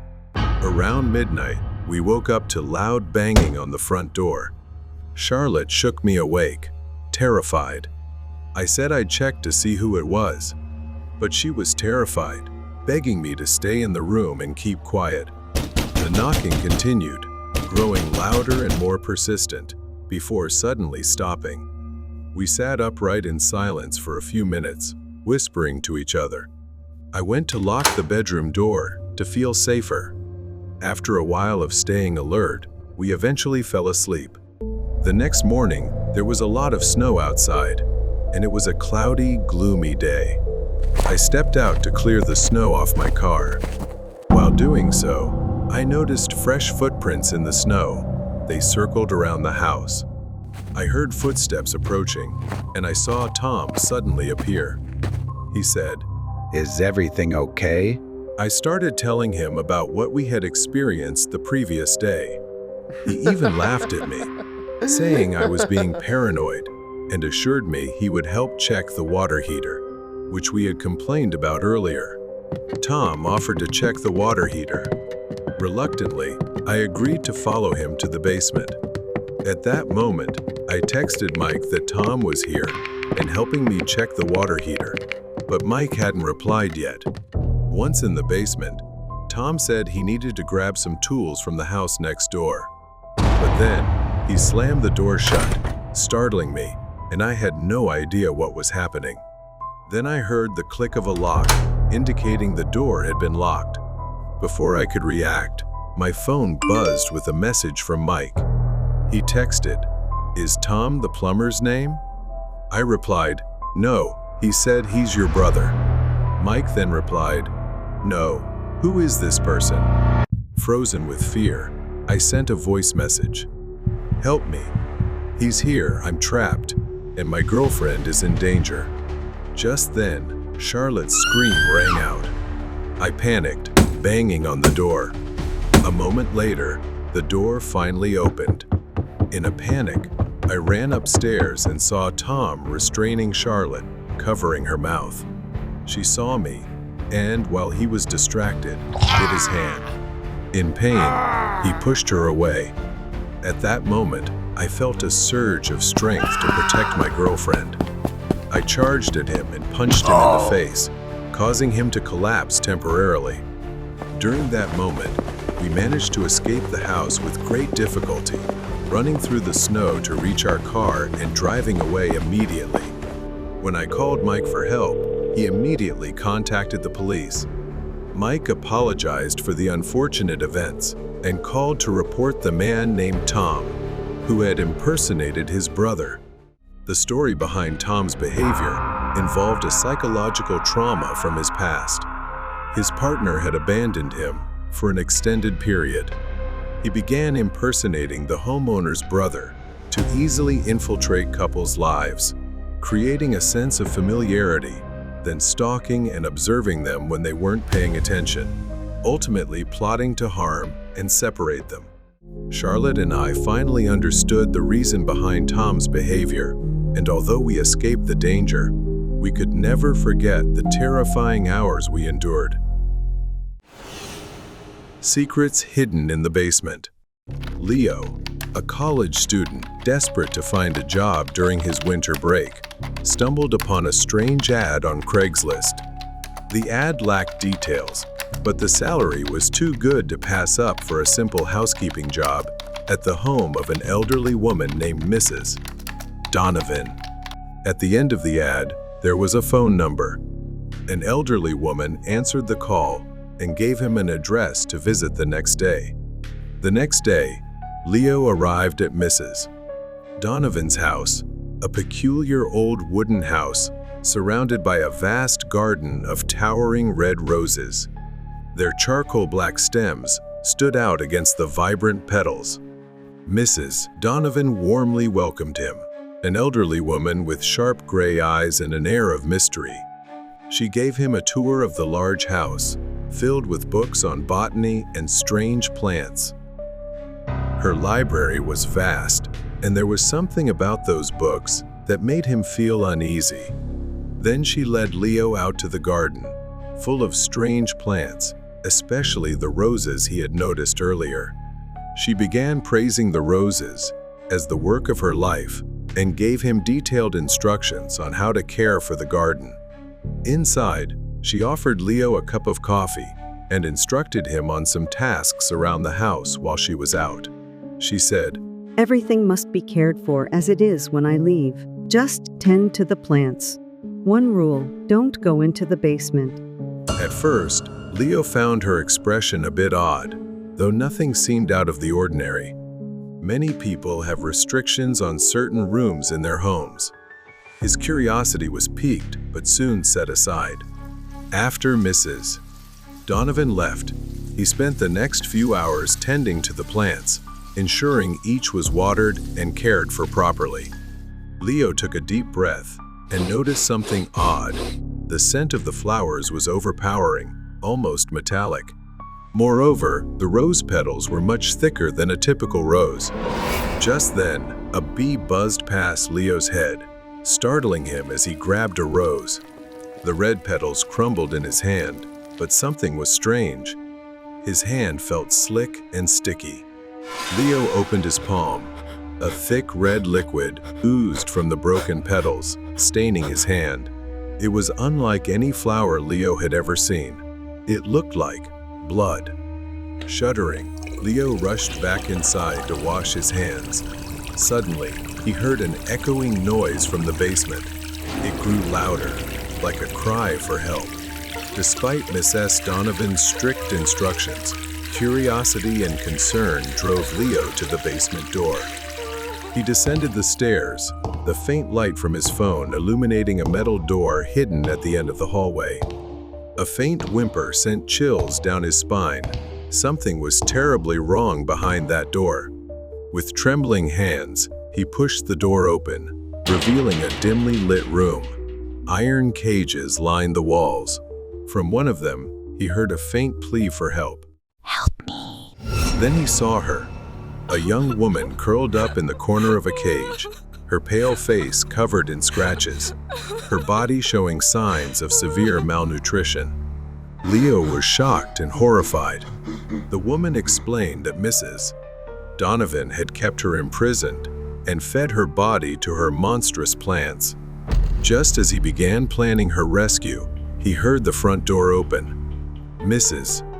Donovan had returned unexpectedly. As she entered, dragging a large suitcase behind her, Leo tried to remain calm, pretending everything was normal. She squinted, tilting her head as she studied him. "You look pale. Are you okay?" Mrs. Donovan's smile vanished. Her gaze shifted toward the basement door, then back to Leo. "You went somewhere you shouldn't have, didn't you?" Mrs. Donovan suddenly grabbed a pruning knife from her suitcase and slashed at Leo.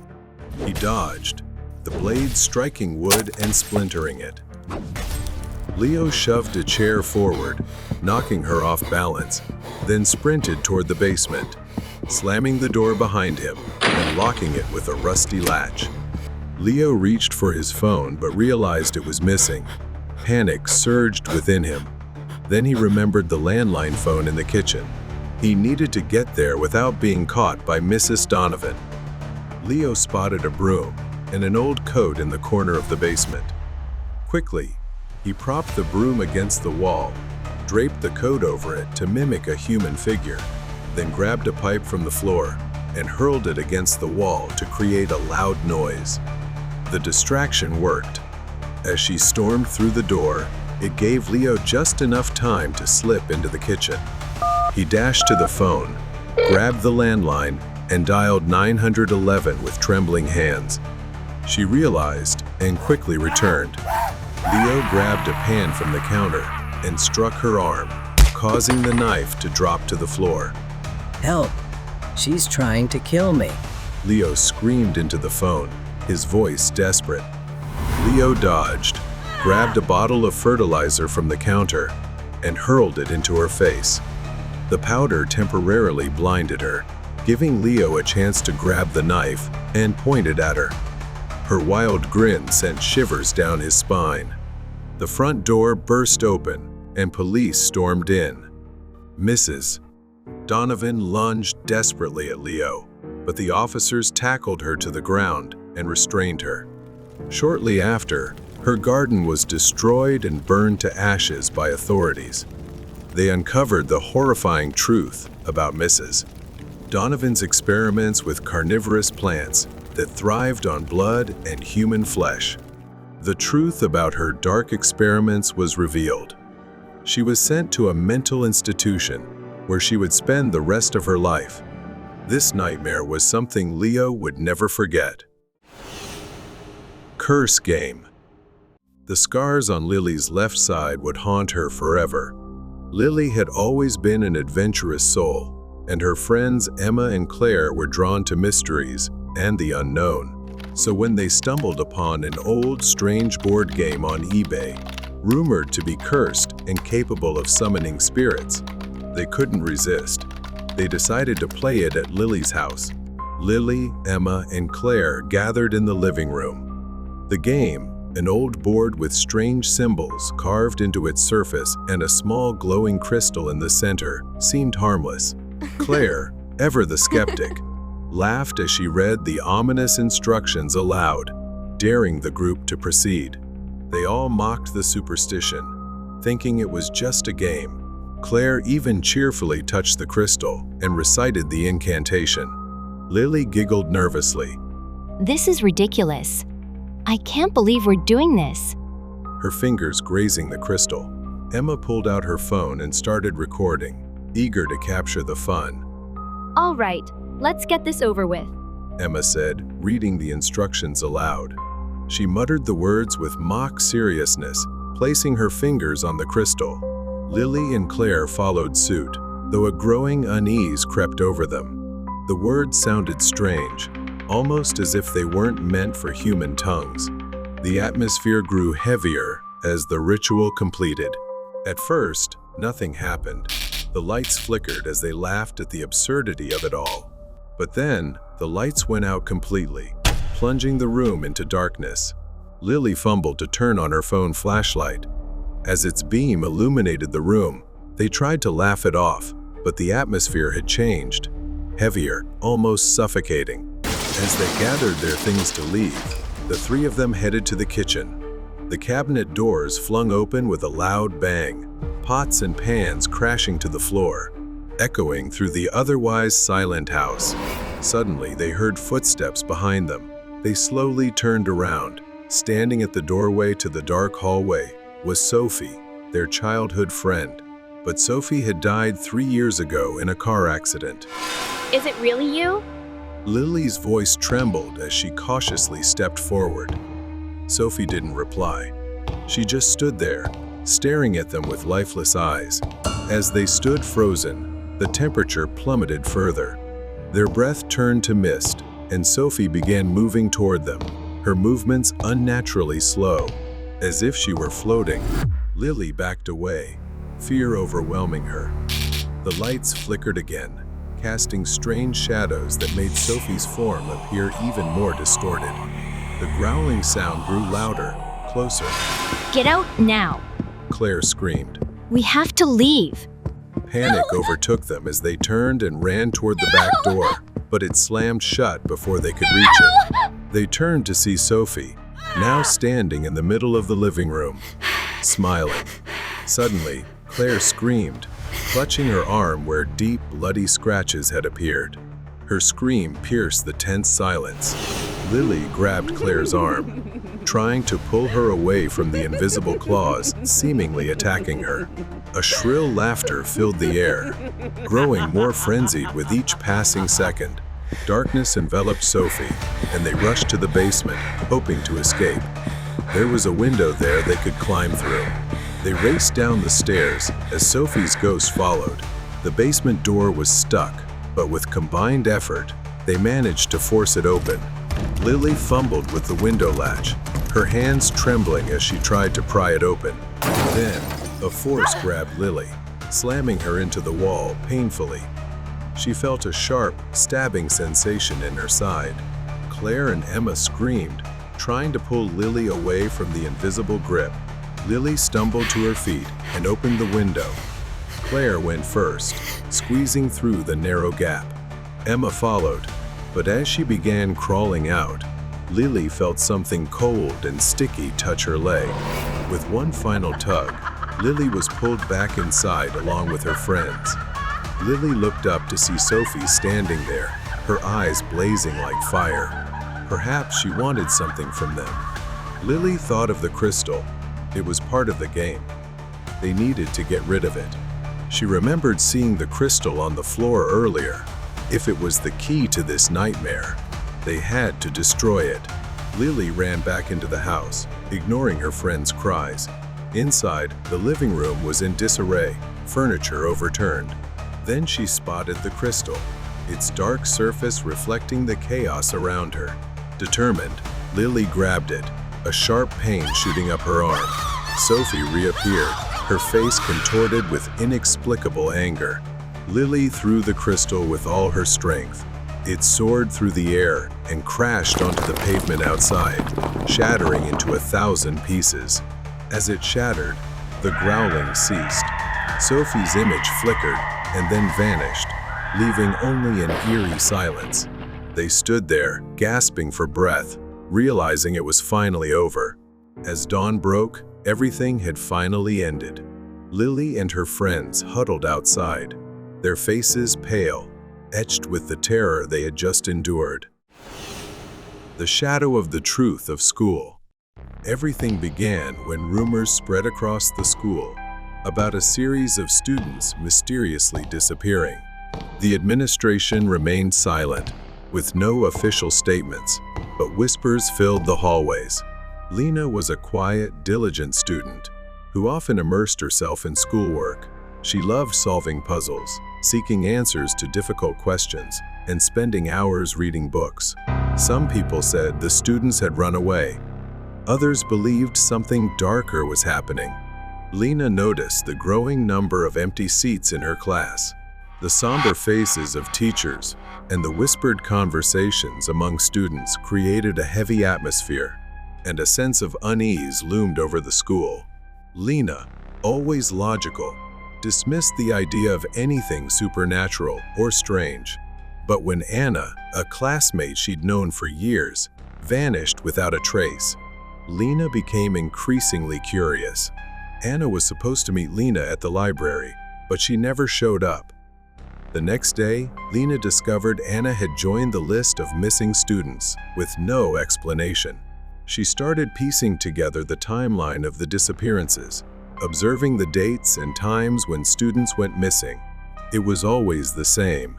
They disappeared after a specific time, during the late hours of night school, after extracurricular activities had ended. Lena's curiosity led her to the school library, where she found old newspapers describing similar cases from years ago. She discovered an old yearbook featuring photos of students who had been part of a club years ago. Strangely, many of those photos were now listed as missing in old newspaper articles. One evening, as she stayed late studying, she heard faint noises from the hallway. Curious, she peeked outside and saw a woman with long blonde hair running past. Strangely, she didn't recognize the woman, and the timing seemed odd for someone to be running around the school building. Curious and uneasy, Lena decided to follow her. She trailed the blonde woman through the dark hallways of the school, staying out of sight. The woman's behavior was erratic. She seemed scared and confused, as if fleeing from something. The woman ran toward a man. He was tall and well-dressed, but something about her demeanor compelled Lena to follow. It was unusual, almost fearful. Lena decided to follow the man. She watched them leave the building, heading toward a secluded area near the school. The two entered an abandoned building, and for a moment, Lena hesitated. She followed them into the eerie darkness of the building, but just as she was about to step inside, she heard the woman's scream echoing through the night. Lena froze in place. It was too late to turn back. She cautiously stepped into the dark hallway of the building, the cries from afar growing louder. She moved toward a faint light at the end of the hallway, emanating from a slightly ajar room. As Lena approached, she could see photos on the walls, featuring blonde-haired girls. The names of the girls were written beneath their photos, but one name made her freeze in her tracks: Anna. She was stunned to see her own photo, following that of the girl she had just seen.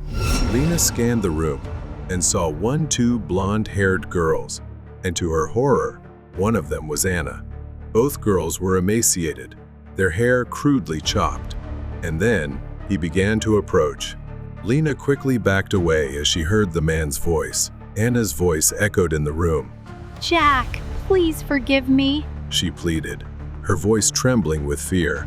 Lena suddenly realized that this Jack was far from ordinary, and he was not someone she should confront. She needed to stay calm and avoid drawing attention. She decided to quietly leave. She left the abandoned building, found a safe spot, and quietly called the police. In the end, the truth came to light, and Jack was arrested. Investigations revealed that Jack had a troubled past. He was once a boy who was rejected by a blonde girl he loved. Jack was an unassuming, chubby boy with an unremarkable appearance. He confessed his love to a blonde girl, but she mocked him as fat in front of everyone and rejected his feelings. After years of bullying and humiliation, especially that public rejection, his anger grew. His hatred festered, and now, whenever he saw blonde-haired girls, he loathed them. Regardless of who they were, he imprisoned them, cut their hair, and starved them into frailty. Lena felt fortunate to have uncovered the truth early and lucky that she was not the next victim, along with those who came after. The mysterious harmony from the ancient piano. Nee, a young woman in her early 20s, stepped into a small, dimly lit antique shop in a quiet neighborhood. The shop was cluttered with antiques, old books, worn furniture, dusty frames, and a few musical instruments scattered around. The air reeked of aged wood and forgotten memories. Nee walked past the counter where the shopkeeper stood. He stared at her with wide, unblinking eyes, as if he had been waiting. His face was gaunt, his skin pale. He smiled, but it wasn't a friendly smile. It was strange. You found the piano. It's calling you. It will begin soon. The word sent a chill down her spine, since she hadn't mentioned the piano. The atmosphere grew odd. She decided to look around briefly and leave quickly. Then, Nee's gaze landed on a piano, old and tucked away in the corner of the shop. Despite its age, its darkened wood seemed to exude a mysterious allure. She brushed her fingers lightly over the keys. The instrument's delicate beauty starkly contrasted its eerie presence, making it irresistible. She approached the counter to face the man again. This time, she noticed his hands were marked with faint, dark scars, as if burned or clawed repeatedly, the lines deep and jagged. She decided to take the piano and leave. The door chimed behind her, and she turned to see the shopkeeper standing at the window, staring at her unblinkingly as she walked away. From the moment she placed it in her room, strange things began to happen. Nee began to play the piano softly, trying to familiarize herself with its peculiar presence. The keys, though old, worked, but felt strange beneath her fingers. Suddenly, Nee stopped playing. The music lingered in the air for a moment before dissolving into faint whispers. She stood, heart racing, unsure of what had just happened. One night, after a restless sleep, she returned to the piano. Nee found a yellowed sheet of music tucked among the piano strings. Curious yet uneasy, she played it, only to discover the notes resonated in an inexplicable way. It felt as though the notes were alive, playing themselves before her fingers touched the keys. Unintentionally, Nee had begun to unlock the tragic history of the piano's previous owner. She continued to play, unable to understand why she couldn't stop. She heard a faint voice whispering in her ear, speaking an ancient language. The words seemed to echo in her mind, filling her thoughts. She stood up abruptly, thinking she was probably too tired, and decided to head to her room and sleep. Nee drifted into slumber after a tense day. She was no longer in her room, but found herself in a grand concert hall. The room was empty, except for a grand piano at its center, and dim light from antique chandeliers that looked decades old. As Nee approached the piano, she saw a tall, gaunt man seated at the keys. He wore an old black suit, but his sunken eyes and pale skin made him look like a wax statue. Nee called out, Who's there? The man slowly turned around. His gaze pierced through Nee, and his voice echoed like a distant whisper. I've waited a long time. Nee tried to step back, but it felt like her feet were pinned to the floor. The man glided closer, not moving his legs, as if floating on air. Then the man pointed toward an old table nearby. On it lay a dusty sheet of music titled Sonata of Eternity. There's not much time left. Only this melody can save us, or drown us both. Before Nee could respond, the space around her twisted into a black vortex, engulfing her. She woke up with a start, drenched in sweat, clutching a corner of her blanket. Everything around her was silent. The dream not only left a haunting impression, but also led Nee to crucial details in reality. Perhaps she had unwittingly opened a door, allowing the spirits and tragic memories of the composer to resurface. She could still recall the image of the man struggling amidst the shadows, his eyes filled with despair, as if begging her to uncover the truth. She stopped playing the piano. For days, she couldn't bring herself to touch the instrument. Night after night, Nee heard whispers growing louder and more persistent, making everything feel increasingly unbearable. Help me. Free me from the curse. These words seemed to come from the trapped soul of the composer, still bound to the piano through his music. Waking in despair, Nee approached the piano, slowly sitting down. She noticed a small, faint mirror appearing behind the instrument. Nee cautiously wiped the dust from the mirror. Beneath the grime, the figure of a man slowly emerged. The gaunt man, his deep, dark eyes locked onto hers. He said nothing, but his gaze was intense, almost pleading, as if trying to convey something. After staring into the mirror, Nee saw words gradually appear on the glass. The crooked writing seemed as though someone was etching it from the other side. You have only one chance. Then his bony, emaciated hand reached out from the mirror, grasping toward her, begging for salvation. Understand the final rhythm before you play. Please, help me. Save me. A weight pressed against her chest before everything returned to normal. Ni realized she had to complete the sonata. The only way to break the curse was to finish the music she had started. She was plunged into despair and fear as she realized the price of freeing him. If she didn't play the final sonata, the curse would claim her as well. As Ni studied the sheet music, every note seemed distorted, warning her. It revealed the words, When the piano begins to play, you must finish the music before the light in the mirror fades. If not, the door will close forever. Ni swallowed hard, feeling the weight pressing down on her shoulders. Time was running out. It could happen at any moment. In her darkest hour, Ni sat before the piano, determined to break the curse. The clock struck midnight. The room was ice cold, and the music filled the air like an oppressive weight.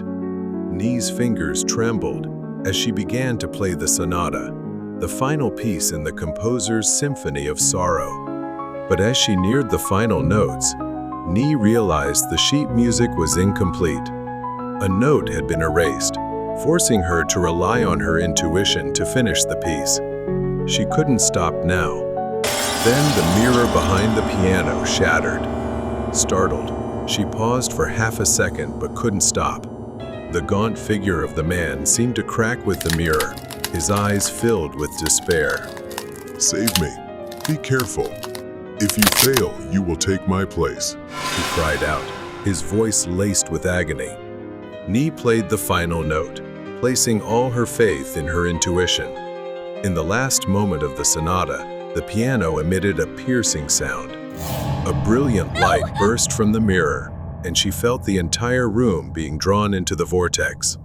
The man's figure vanished, and the room suddenly fell silent.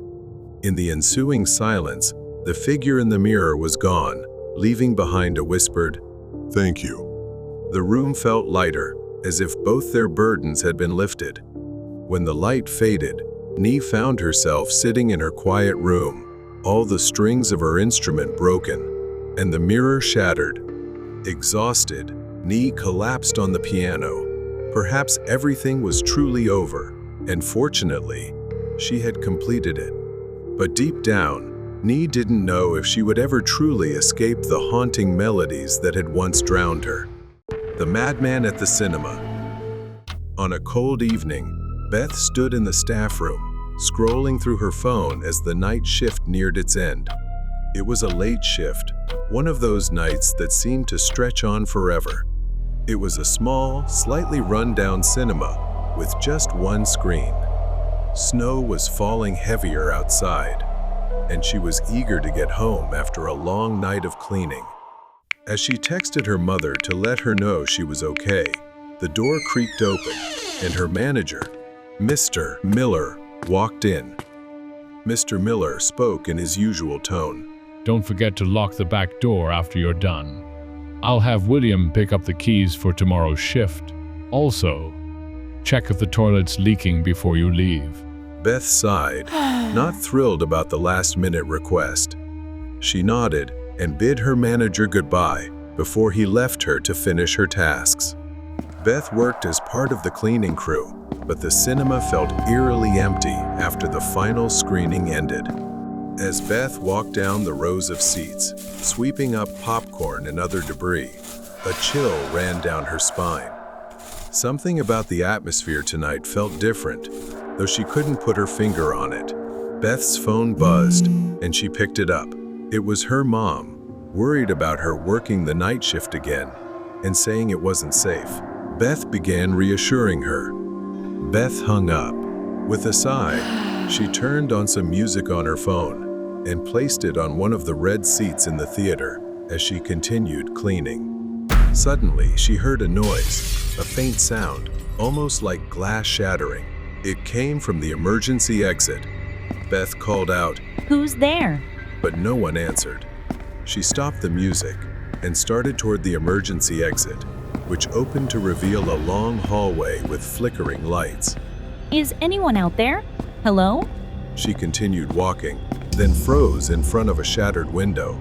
Glass lay scattered on the floor, along with a large rock that someone had likely thrown from outside. She wasn't alone. Beth instinctively reached into her pocket for her phone, but then she remembered it was still on the seat in the theater. She hesitated. Should she go back for it? But things were becoming more complicated. Without wasting another second, Beth hurried back to the theater. As she rounded the corner, Beth froze. Standing at the end of the hallway was a shadowy figure. He had his back to her, swaying unnaturally, like someone who had lost control. His clothes were disheveled, and his hair was a mess. Beth tried to quietly sneak away, but then he turned around, her stomach sinking as she froze in place. The light illuminated his horrifying face. He wore a sinister grin, like a grotesque mask, a mix of burns and hollow, bloodshot, crazed eyes. As she faced him, he revealed his dark intentions, saying, "I've been waiting for you. I will have you." Beth stumbled back toward the theater as the man began chasing her, laughing and running like a madman. When she reached the seat where her phone lay, she grabbed it and ran deeper into the theater, hiding behind the rows of seats. Her hand reached for a mop nearby, ready to defend herself. Beth tried to call the police, but before she could speak, the emergency exit door burst open, and the man lunged in with a chilling, raspy laugh. She dared not breathe or move, but then she felt breathing above her head, freezing her in place. He suddenly appeared behind the seat, laughing in amusement. "You can't hide forever, Beth. I can hear your little heart racing." Terrified, Beth ran, instinctively grabbing anything she could and hurling it at him to slow him down, throwing him off balance. Beth quietly crawled under the seats, making her way toward the exit. She was almost there and bolted for the door, but he noticed her movement at the last second and lunged at her. His icy hand grabbed Beth's hair. He yanked her back violently, causing her immense pain.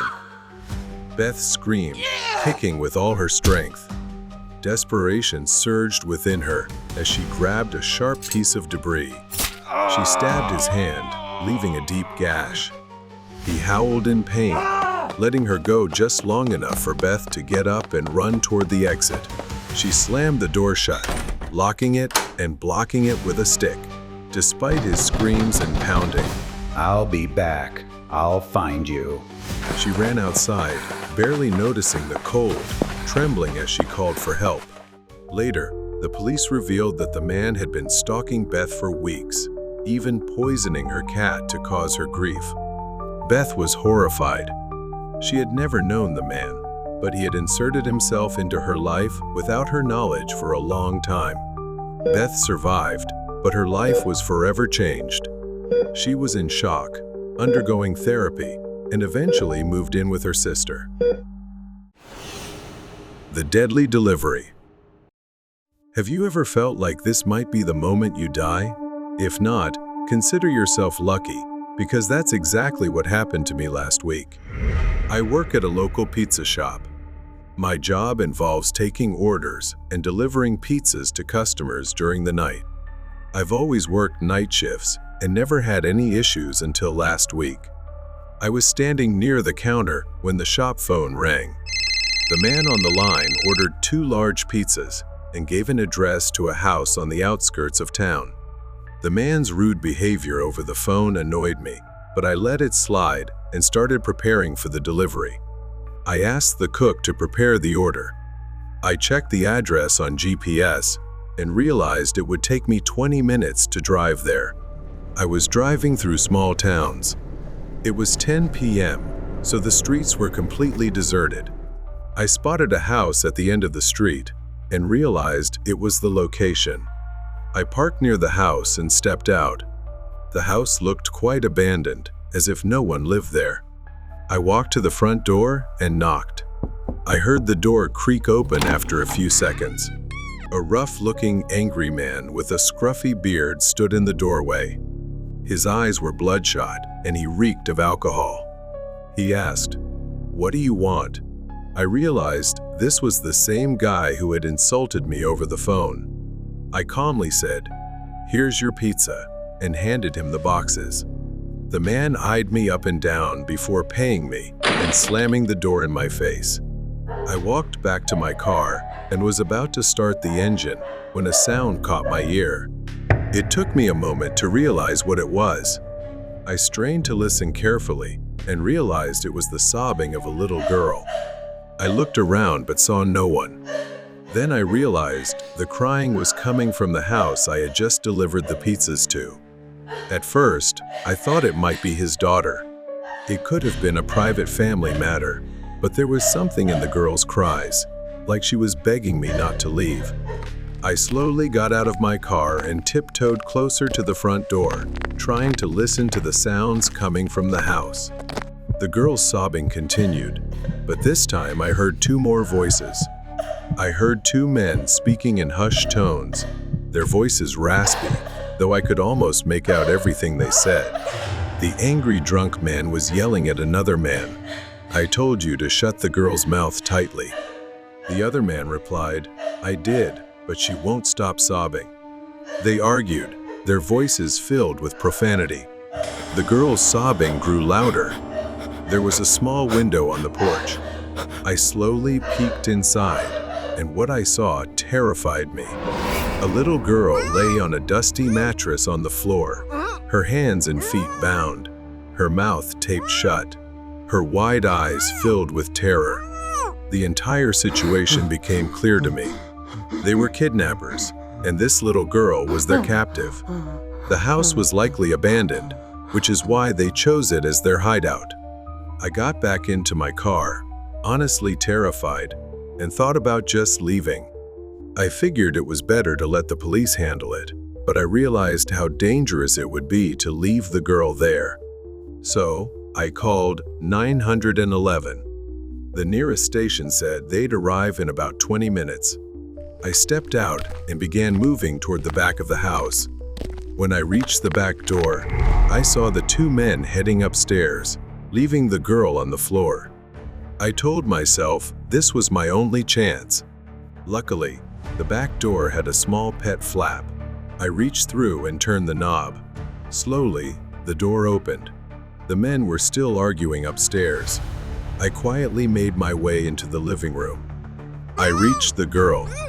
At first, she was terrified, but I reassured her, gesturing for silence and whispering that I was there to help her escape. I told her the police were on their way. She nodded tearfully. I started untying her, but suddenly I heard hurried footsteps. It was one of them. I immediately picked the girl up and began running toward the door. The bastard pulled out a large knife and chased us. As I neared the exit, he stabbed me in the leg. I screamed in pain, but I couldn't stop. The girl began crying and screaming in fear when she saw blood pouring from my leg. I held her tightly and ran as fast as I could.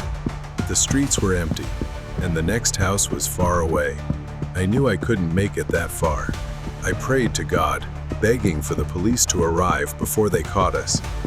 My hope of survival was slipping as I began to lose consciousness, but then I saw red and blue lights coming toward us. The sound of sirens made me breathe a sigh of relief. I passed out. I spent a week in the hospital. The police reunited the girl with her parents and arrested the kidnappers. The doctor told me I might have a limp for the rest of my life, but when the little girl visited me in the hospital, her smile and the happy tears on her parents' faces made every bit of pain worth it. I was happy to have saved a child's life that night, delivering pizza. The ghost train on Christmas Day. It was Christmas Eve, and I was late for my flight. The snow was falling heavier than usual, and the slippery roads turned my usual route to the airport into a nightmare. I had to catch the last train out of town to make it to my flight. Otherwise, I'd be stuck until morning. I arrived at the station just in time to catch the train, which seemed unusually empty for such a busy night. It was an old model, not the kind of train I usually saw at this station. But I didn't have time to think about it. I hurried aboard. As I stepped onto the train, I noticed the conductor. He wasn't the usual friendly face I was accustomed to on my daily commutes. This man was older, gaunt, with tired eyes that made me uneasy. His uniform was dark and worn, as though it hadn't been cleaned in years. The inside of the train was just as strange, filled with the scent of old wood and something faintly musty lingering in the air. The train car was nearly empty, save for a few scattered passengers, but the atmosphere was tense, as if something wasn't quite right. I sat by the window, watching the snow fall heavier, blanketing everything outside. The train began to move, and I felt it sway slightly as it picked up speed out of the city. Then I heard the sound of a child crying, just a faint sob. At first, I thought I imagined it, but then it echoed faintly again, as if coming from somewhere near the back of the train. I tried to ignore it, but it echoed in my mind. I began to feel increasingly uneasy, glancing around again, but no one else seemed to notice the sound, which only made it worse. Then I saw him, the conductor. I asked him if he heard it. He said, "Not all passengers on this train want to be here, but they cannot leave." To my bewilderment, he walked away immediately. I steadied myself and turned to ask him about what he had just said. But strangely, he was no longer there. I stood up and walked toward the back of the train. My footsteps echoed in the silence. When I reached the next car, I froze in place. In the dim light, I could see a shadow. It was a child. He clutched a small, tattered doll in his hands, wearing what looked like outdated, shabby clothes. He didn't move, his head bowed. I asked, "Are you lost?" But there was no response. Suddenly, the lights flickered, and the train lurched forward, shaking violently. Without thinking, I reached out to steady the boy. The lights stabilized, but the train car was empty, completely deserted. I moved back into the aisle, trying to understand what was happening. The other passengers remained still, staring straight ahead, oblivious to the madness unfolding around them. Suddenly, I felt a cold hand grasp my arm, sending a shiver through me. The train shook violently again, and the temperature plummeted. I could see my breath in the air. The train screeched to a sudden halt, and I stumbled, trying to steady myself. The passengers were gone. The train was empty, except for the boy, standing with his back to me. He didn't move, just stood there with his head slightly tilted, as if waiting for me to do something. The doll in the boy's hand fell to the floor. I slowly approached him, bending instinctively to pick it up. When I looked up, my breath caught in my throat. The boy turned, and his eyes were voids of pitch-black emptiness, locking onto mine. His voice echoed coldly in the air. They left me. I panicked, never having seen anything like this before. Before I could react, the sound of crying turned into an ear-piercing scream, deafening and spine-chilling. I lost my balance and fell backward in fear, my vision spinning as the boy stood still, seemingly unaffected. The train doors suddenly slid open. With trembling hands, I crawled toward the exit, desperately trying to escape. I staggered out into the freezing, eerily silent night. But when I looked back, the train was gone, completely vanished, leaving only an empty, snow-covered platform as if it had never been there. I don't remember how I got home that night. Every Christmas Eve since, I still wonder whether the midnight train was real or just a nightmare. Years later, on another Christmas Eve, I found an old article, a newspaper archive about a train that disappeared in a snowstorm many years ago. The article spoke of a missing child whose parents had abandoned him on that very train.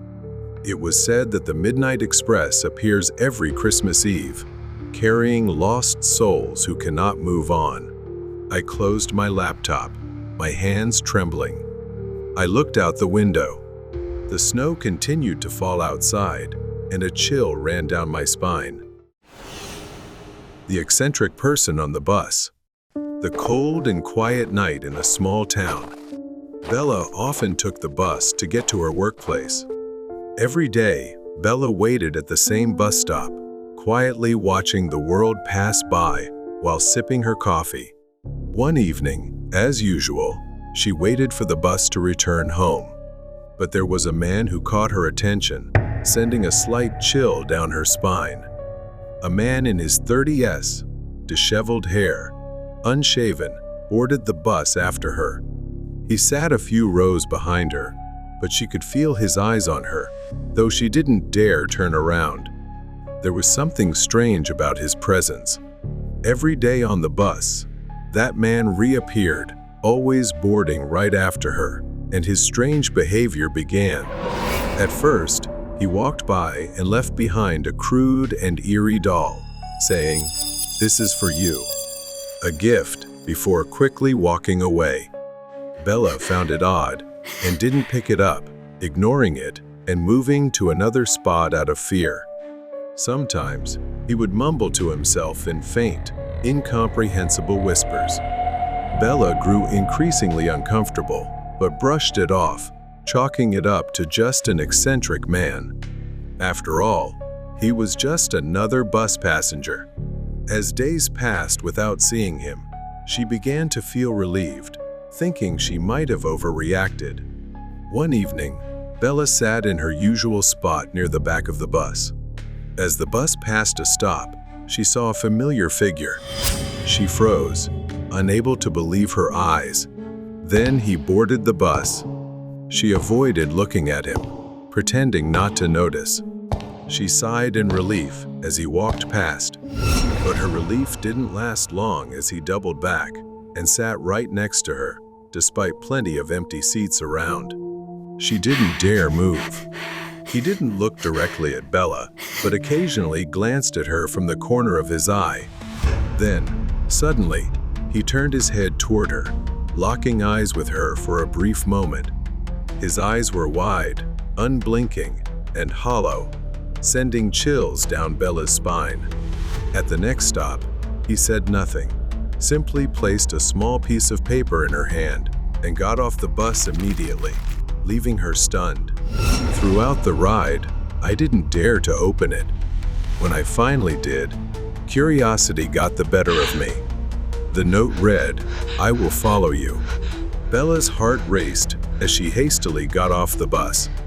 Bella hurriedly stepped off the bus and started walking faster, but then she heard footsteps behind her. When she turned around, no one was there. As soon as she entered her room, she locked all the doors and pulled the curtains tight, trying to shake the feeling of being watched. But then, from the window, she saw his figure lurking at the edge of the road, watching her. She couldn't tell if it was real or just her imagination driven by fear. The next day, Bella took a different route to work, avoiding buses entirely. But paranoia crept in. She began to feel like someone resembling the man from the bus was watching her from alleys, observing her from afar. Then the nightmare struck. A cold hand grabbed her wrist. Startled, she turned around in shock to see him, the man who had been following her from the bus. He gripped her tightly and said in a chilling voice, "You don't need to be scared. I just want to make sure you're safe."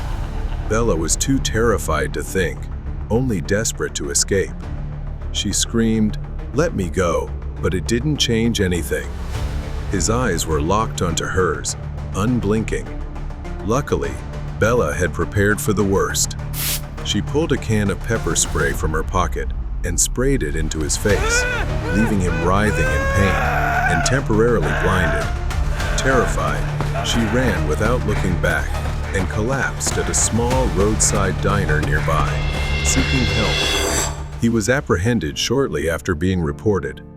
He confessed that his obsession with Bella stemmed from her uncanny resemblance to his late girlfriend, who had died in a bus accident he couldn't prevent. He was diagnosed with PTSD, and seeing Bella on the bus had triggered his obsession. The man was later admitted to a facility for treatment. Bella, though still haunted by the events, found solace in knowing that the man wasn't truly a threat, but a broken soul lost in his past. But after all, everything had finally come to an end. Weird night at school. I work the night shift as a janitor at a local school. This job is ideal for anyone who enjoys solitude. It's just me, the empty school, and my mop bucket. I only talk to my coworker when it's absolutely necessary. Most of the time, we split the school and don't see each other during the entire shift. One night, the whole school was completely silent. The only sound was the occasional echo of my mop hitting the floor. I've done this thousands of times, but something about this night felt different, like something was watching me from the darkness. I brushed it off and continued cleaning, walking through each hallway. I wore my headphones, playing music softly enough to still hear if someone was around, but everything seemed normal. I took a short break to change the water in my mop bucket. When I came back, I noticed something strange. The wet floor sign I had set up earlier was knocked over. I sighed and went to pick it up, but that's when I saw them small, wet footprints leading away from the sign and down the hallway. I followed the footprints down the hallway, leading to the stairs up to the second floor. The footprints stopped at the top of the stairs. I paused, trying to hear anything. Then, I saw something move out of the corner of my eye. It was fast, a flash of movement at the end of the hall. My pulse quickened, and I hurried to the end of the hall, but no one was there. Just then, I heard faint laughter, like the giggle of a child. It echoed through the empty school, sending chills down my spine. I turned around, looking for the source of the laughter, but saw no one. A loud crash suddenly broke the silence. The sound came from the first floor. My mop bucket, which I had just filled with clean water, was tipped over, spilling water all over the floor. My blood boiled with frustration. Someone was messing with me, and I wasn't in the mood for games. I grabbed a dry mop and started cleaning up. As I worked, I couldn't shake the feeling of being watched. My mind raced, trying to figure out what was going on. Were there still students in the building, or had someone snuck in after hours? I decided to talk to my coworker. Maybe she had seen something too. She laughed and told me I was messing with her. She looked at me, completely confused, shaking her head. I've been here the whole time. I couldn't make sense of it. I left her station, more confused than ever, and went back to work. Another hour passed. I was trying to make up for lost time when, without warning, the entire school went dark. For a moment, I was surrounded by darkness. Then the emergency lights flickered on, bathing everything in a dim red glow. It was unsettling, like the entire building had turned into the set of a horror movie.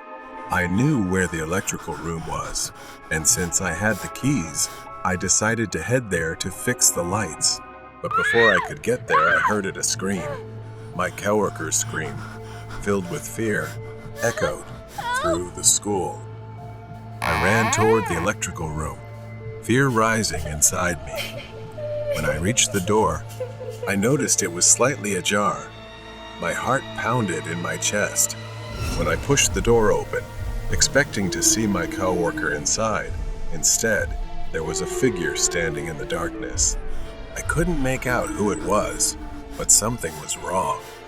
My blood ran cold as the figure moved closer, its movements unnatural, almost jerky. I reached for my phone, but before I could pull it out of my pocket, the figure lunged forward and slammed the door in my face. Panic overwhelmed me. I staggered back. I had to get out of there. I ran, my legs moving faster than ever. I needed to find my coworker.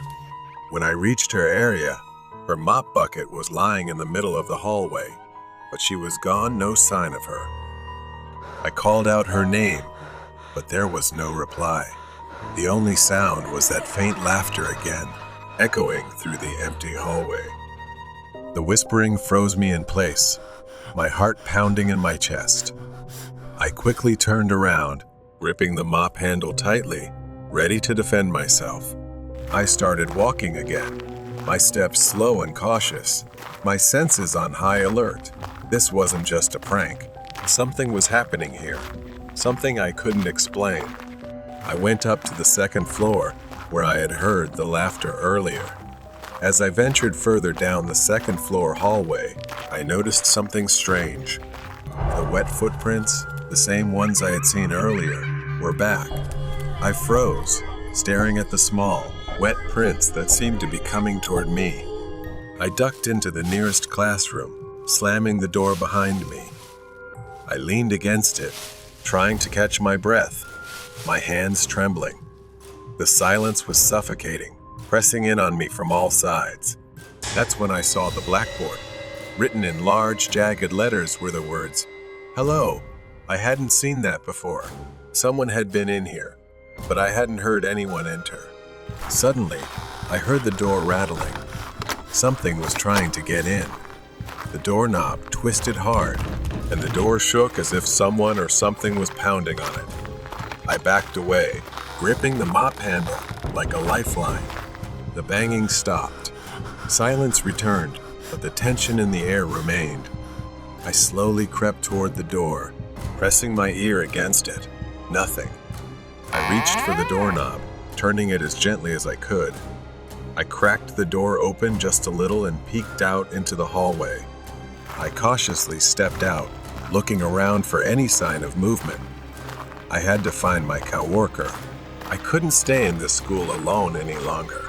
I started walking down, and just then, from where I stood, I saw a shadow at the bottom of the stairs. It didn't move, just stood there, a dark figure faintly illuminated by the red emergency lights. I squinted, trying to make out the shape. It was small, like a child. As I got closer, I could see more clearly a young boy, maybe 13 or 14, standing with his back to me, wearing a torn school uniform. I reached out, hesitating for a moment before speaking. "Hey, are you okay?" The boy didn't respond. I took another step, my hand trembling as I reached out to touch his shoulder. The boy's face was a grotesque mask, pale, soulless eyes, blood dripping from his nose, and a wide, twisted grin. My heart nearly stopped. The child let out a piercing scream that echoed through the staircase, a sound so shrill it felt like it was tearing through my skull. I stumbled back, dropping the mop. My legs felt weak, but I forced myself to run. I sprinted down the hallway, gasping for breath. I didn't care where I was going. I just needed to get out. The hallway seemed to stretch on endlessly in a horrific way. I burst through the double doors into the gymnasium, slamming them shut behind me. The gym was pitch black. I backed away from the door, my body shaking with fear. The footsteps stopped. The doors stayed closed. For a brief moment, I thought I was safe. But then, from the far corner of the gym, I heard a ball bouncing. There, in the far corner, the boy stood, his face still twisted in that grotesque grin, holding a basketball and slowly bouncing it on the floor. Then the boy whispered, "Hello," his voice echoing in the empty space of the gymnasium. I backed away, my legs trembling. The child took a step forward, then another. Each step was slow, deliberate, as if he was savoring the fear he was causing. I didn't think anymore. I bolted, running as fast as I could toward the parking lot. My legs felt like they could give out at any moment, but I kept running. I didn't stop until I reached my car. My hands shook as I fumbled with the keys, finally unlocking the door and jumping inside. As I started the engine, I looked back at the school. In one of the second-floor windows, I saw the child standing there, staring down at me with that twisted grin. I floored the gas and sped out of the parking lot. The image of that child burned into my mind. I didn't go back the next night. I never went back there again. Haunting on the midnight train. The town lay deep in the mountains, with old houses scattered about and streets filled with whispers of long-forgotten stories. One of those mysterious tales was about the midnight train. For many years, no one dared to board the train, but I was not like them. I was the kind of person who believed that fear was for those not seeking answers. On that cold winter night, I decided it was time to confront the truth myself. I arrived at the train station just before midnight. The platform was empty, the old wooden benches creaking under the weight of the cold wind. Flickering lights cast strange shadows. The ticket counter was manned by an elderly station master, his eyes glancing at me with a mix of concern and pity. "Are you sure about this, son?" I nodded, smiling confidently at him. "It's just a train ride. I'll be back." The station master sighed and handed me the ticket. I caught a glimpse of him muttering a small prayer as I walked toward the platform. The slow minutes dragged on as I waited. The air felt heavier than usual, as if the town was holding its breath. Then, in the distance, I heard the whistle of a train, its headlights slicing through the darkness like two eerie eyes. The train stopped before me, its peeling black paint and dirty, soulless windows. The door creaked open, inviting me inside. I hesitated for a moment, but then took a deep breath and stepped inside. The flickering lights cast long shadows across the old seats. The air was thick with dust and something else, something I couldn't quite identify. A feeling unnatural. As I walked down the aisle, I realized the train was empty. No passengers, no ticket collector, no signs of life. Strangely, I wasn't scared. Instead, I felt a thrill. I sat by the window, watching the small town fade away into the distance. At first, everything seemed fine. The train accelerated, speeding through the night, but after what felt like hours, I noticed something was off. The darkness outside the window was unusual, like a void. I glanced at the clock, only to see the hands frozen in place.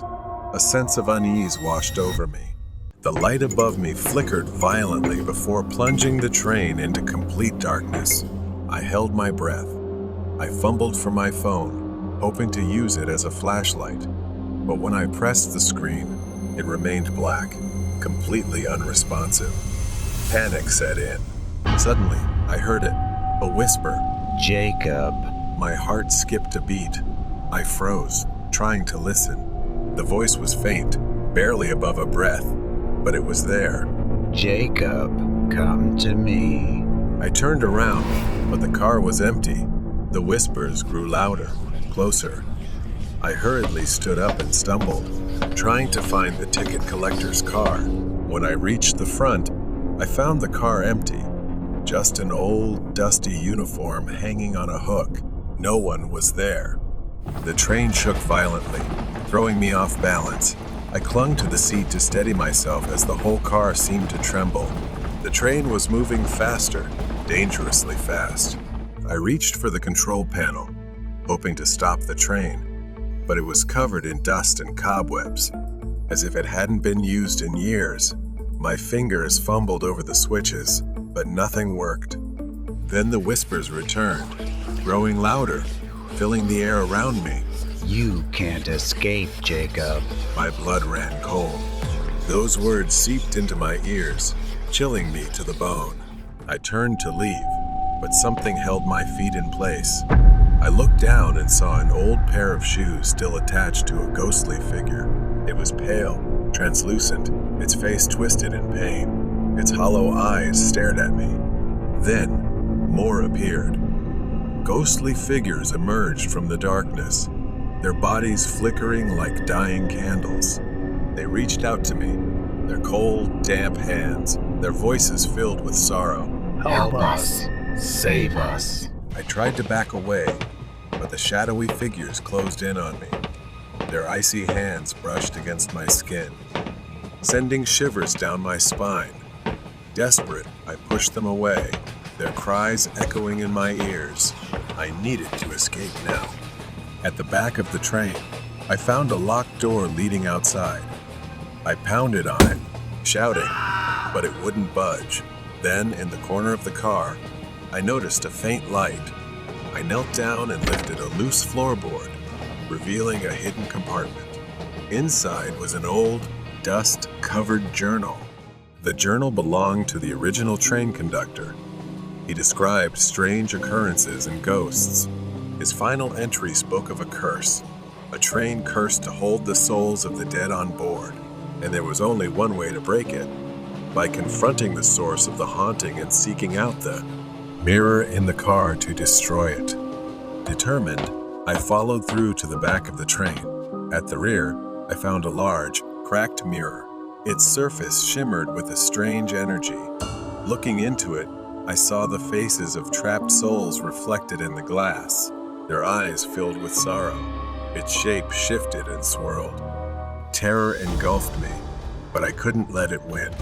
I searched for something to break it, as if someone were hiding everything to stop me from doing this. I decided not to wait, reaching out with trembling hands, and punched the cold glass. The figure screamed a piercing scream as the mirror shattered into 1,000 pieces. The ghastly shadows around me began to fade, their faces peaceful as they were finally freed. The train also started to slow down. I staggered onto the platform, my heart still racing, my body aching from the ordeal. The town, now bathed in the gentle light of dawn, returned to its quiet state. As I looked back at the train, it was now just an old locomotive. The station master was waiting for me on the platform, a pleasant smile of relief understanding what I had accomplished as he left. I nodded, too exhausted to speak, but grateful to be alive. I had freed the trapped souls on the midnight train, and I knew I would never forget the terror I had faced.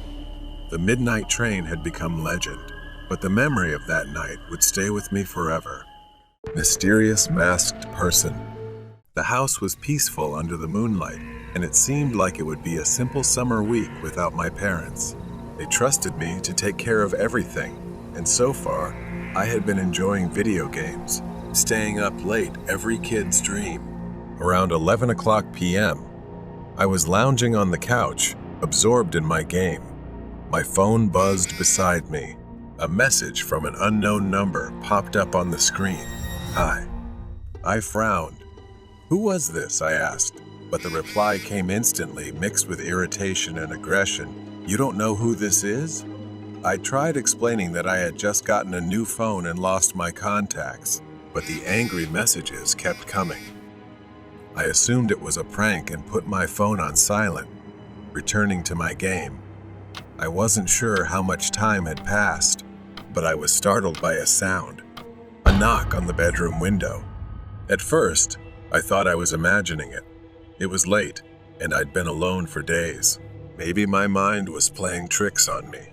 Still, I cautiously moved to the window, pulling the curtain aside. Nothing, just an empty yard. But I knew I'd heard something. I pulled out my phone, intending to call my mom, when I noticed several unread messages from the same unknown number.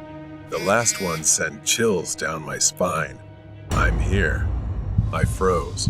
My heart pounded in my chest, each beat louder than the last.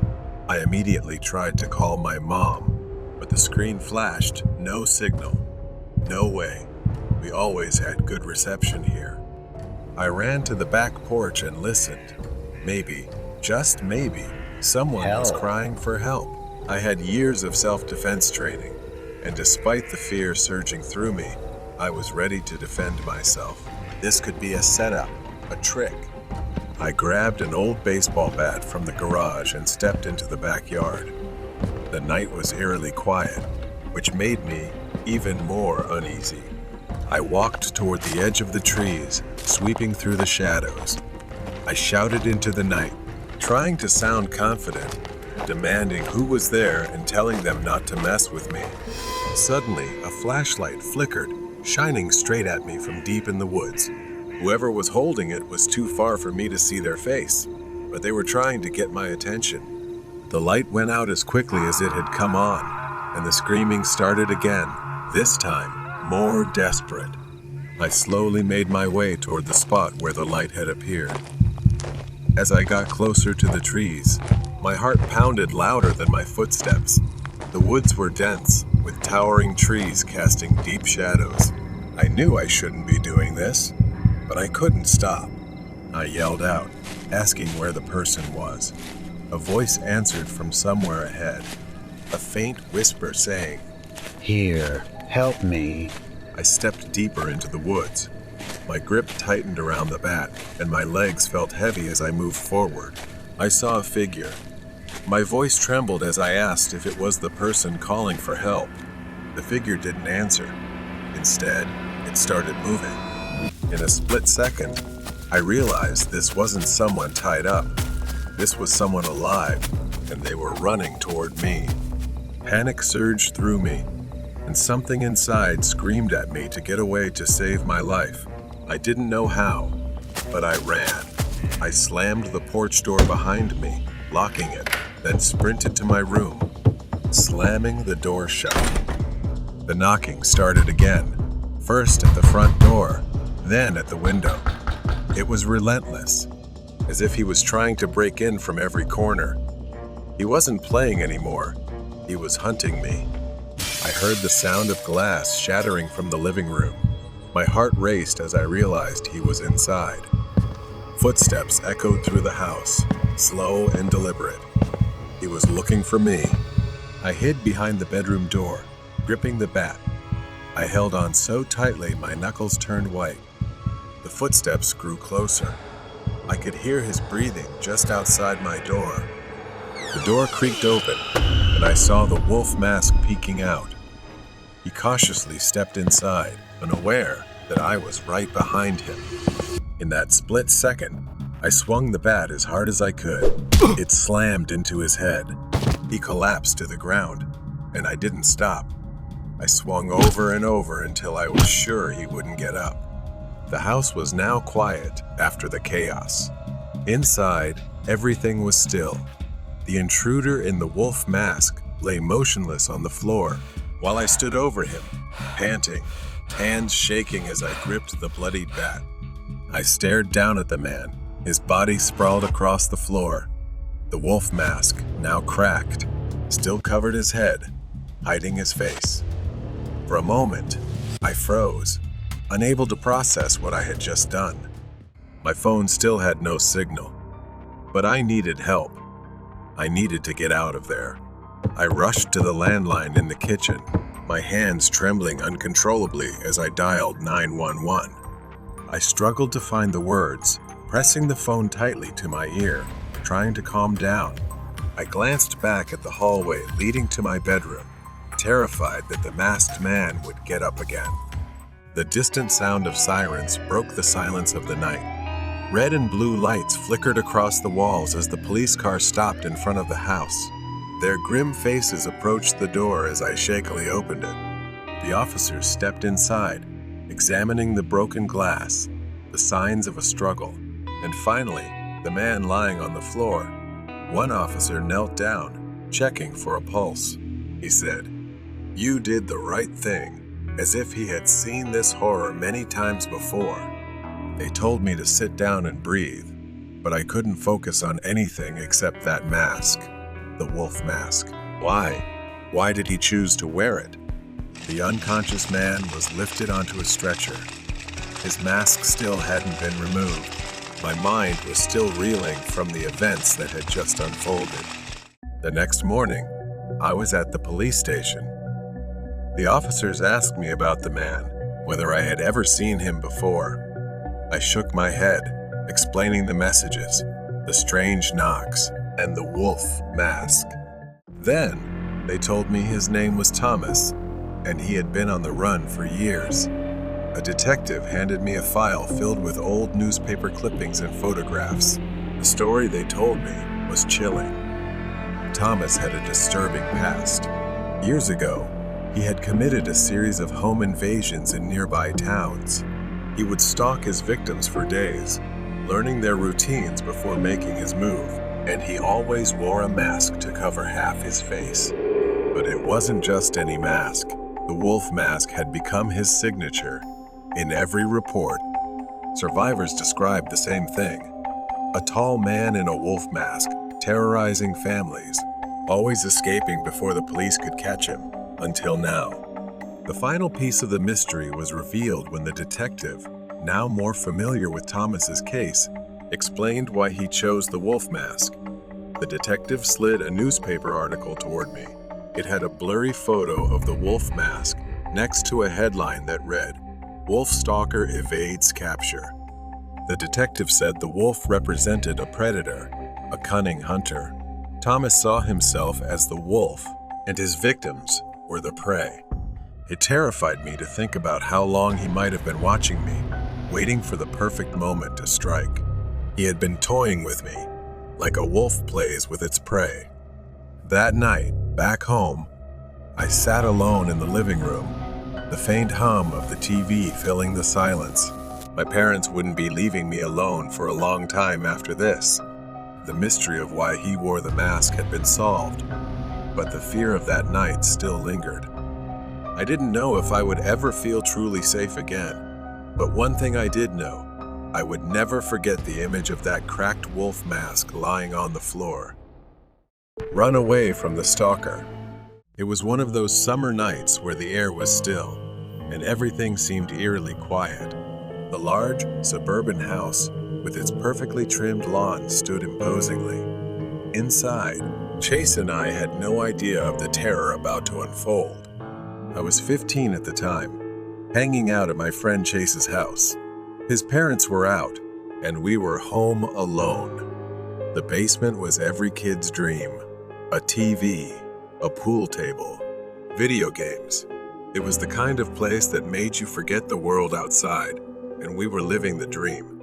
We lounged on a big leather couch, watching a horror movie on TV, munching on chips. Chase had started to doze off. I was struggling with my own unease, the kind of anxiety I often felt when sleeping over at a friend's house. But tonight, it felt different. It was much worse. It must have been past midnight when I heard it. A door creaking open slowly. I glanced over the back of the couch and saw something unsettling. The laundry room door in the basement was wide open. I wanted to believe it was a trick of my mind, maybe just the wind, but I knew better. I quickly shook Chase awake. "Chase, wake up." The laundry room door. It opened by itself. Chase, groggy and half asleep, mumbled something about it happening all the time and told me to go back to sleep. He didn't seem panicked, but I couldn't shake the strange feeling crawling down my spine. I insisted that we go close it together. We both got up and cautiously shut the door. Chase flopped back onto the couch, falling asleep within minutes. I tried to relax, but sleep didn't come easily. A while later, I woke up again, but this time, it wasn't a sound that startled me. Standing behind the couch, looking down at us, was a man. I froze. My breath caught in my throat. The man was pale, sickly looking, with sunken eyes and an expression that was deeply unsettling. He stood there, motionless, just staring at us. I screamed, a sound that shattered the stillness of the night. Chase jolted awake, his eyes wide with horror as he saw the man advancing toward us. In our panic, we ran. The basement had two exits, one leading upstairs to the front door, the other to a sliding door at the patio. In our terror, we split up. I ran for the patio while Chase bolted up the stairs. Gasping for breath, I quickly called the police, shouting out the address and frantically explaining that someone had broken into the house. But Chase, I couldn't leave him behind. I circled the house, sneaking back in through the same door I had used to escape. My heart pounded as I stepped inside. It was too quiet. the kind of quiet that makes your skin crawl. I knew I had to find Chase. I moved as quietly as I could, climbing the stairs, each step creaking beneath me. The house was massive, and the silence was suffocating. Then I heard it, Chase's voice. His scream, a desperate, terrified scream for help. I bolted up the stairs, my legs trembling. At the top of the stairs, I saw the man, the intruder, wrapping his hands around Chase's neck, choking him, his face twisted in a grotesque expression. Chase's eyes were wide, his face flushed as he struggled to breathe. I grabbed the closest thing I could, a heavy sports trophy from Chase's room. Without thinking, I charged at the man. I swung the trophy with all my strength, smashing it into the back of the intruder's head. The man collapsed to the floor, and Chase fell with him, gasping for air, but alive. We didn't wait. We ran outside, not stopping until we reached Chase's treehouse. There, we hid, waiting for the sound of sirens. Chase was still trembling, rubbing his neck where the man's hands had gripped him just minutes earlier. We sat in silence, too afraid to speak. I looked out through the small window in the treehouse, scanning the yard for any sign of movement. The house looked eerily still, as if nothing had ever happened. Chase whispered, "What do we do now?" I had no answer.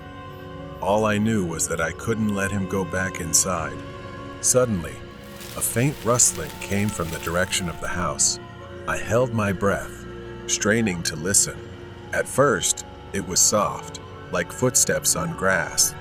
Then, I saw him, the man.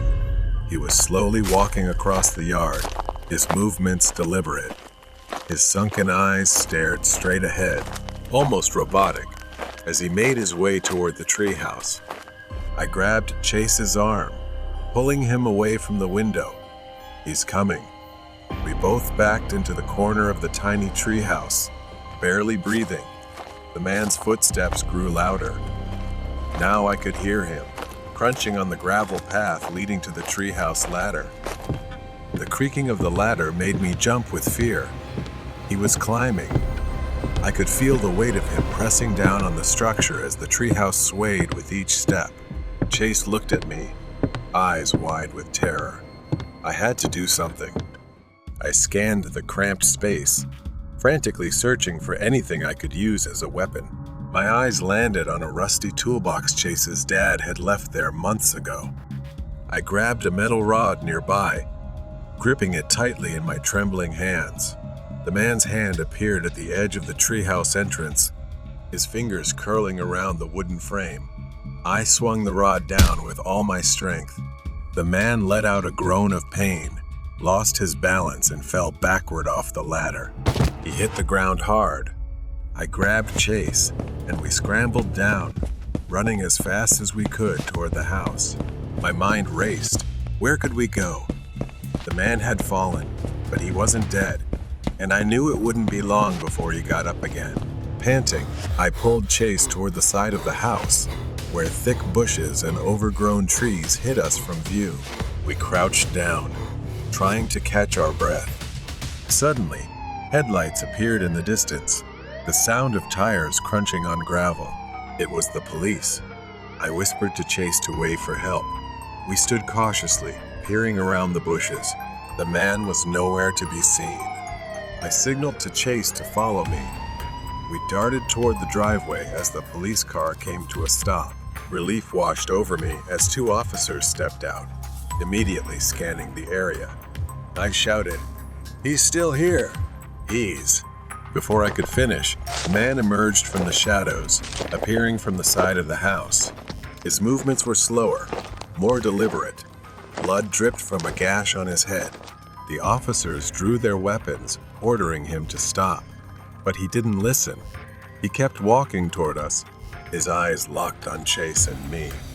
The man ignored them, continuing his slow, deliberate walk. And then, without warning, he charged at us in a terrifying sprint. A gunshot from the police tore through the night. The man staggered, collapsing to the ground, gasping for breath. A wave of numbness washed over me. It was finally over. That night, as Chase and I sat in the police station, I learned that the man was a drifter, living in abandoned houses across the city. He was mentally unstable, with a history of violent behavior. But the most chilling detail? In his pocket, they found a crumpled old photograph. It was of Chase's house.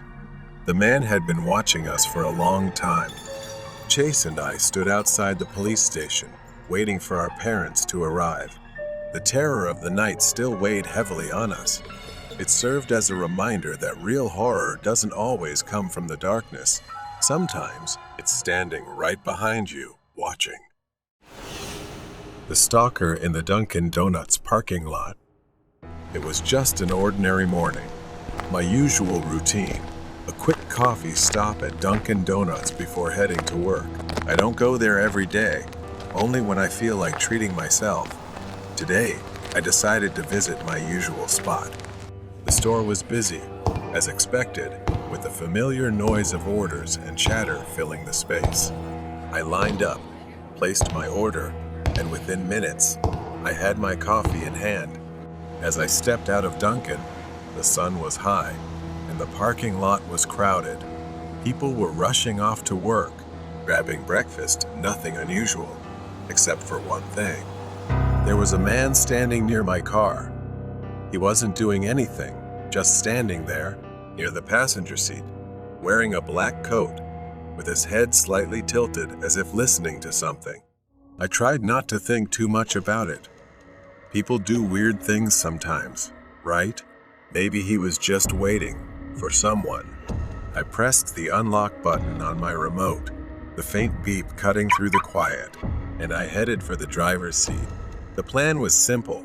Get in, start the car, drive off, and forget about it. As soon as I got inside, an uneasy feeling ran down my spine. I put the key in the ignition, and just as I was about to start the car, the passenger door opened. The man got in. For a second, I just stared, frozen in disbelief. He didn't look at me. He didn't say a word. He just sat there, staring out the window. My heart raced. I didn't understand what was happening. I turned to him, my voice shaky. "I think you're in the wrong car." Silence. He didn't even acknowledge me. The tension was palpable. I said it again, louder this time. "You're in the wrong car." Still nothing. He just stared out the window, his expression blank, detached. That's when the fear set in. I told him to get out or I'd call the police. My voice was firmer now, desperate. And then it happened.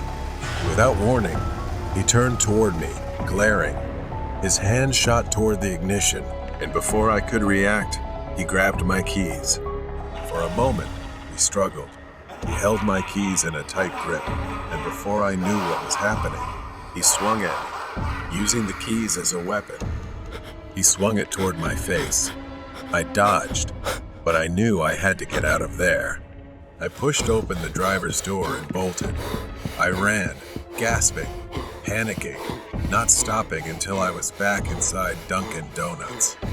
I grabbed my phone and called 911, barely able to explain what had just happened. Through the large glass windows of the store, I saw him driving off in my car, disappearing down the street. The next few minutes were a blur. The police arrived, took my statement, and I filled out a report, my mind still reeling from what had just happened. A few hours later, I received news.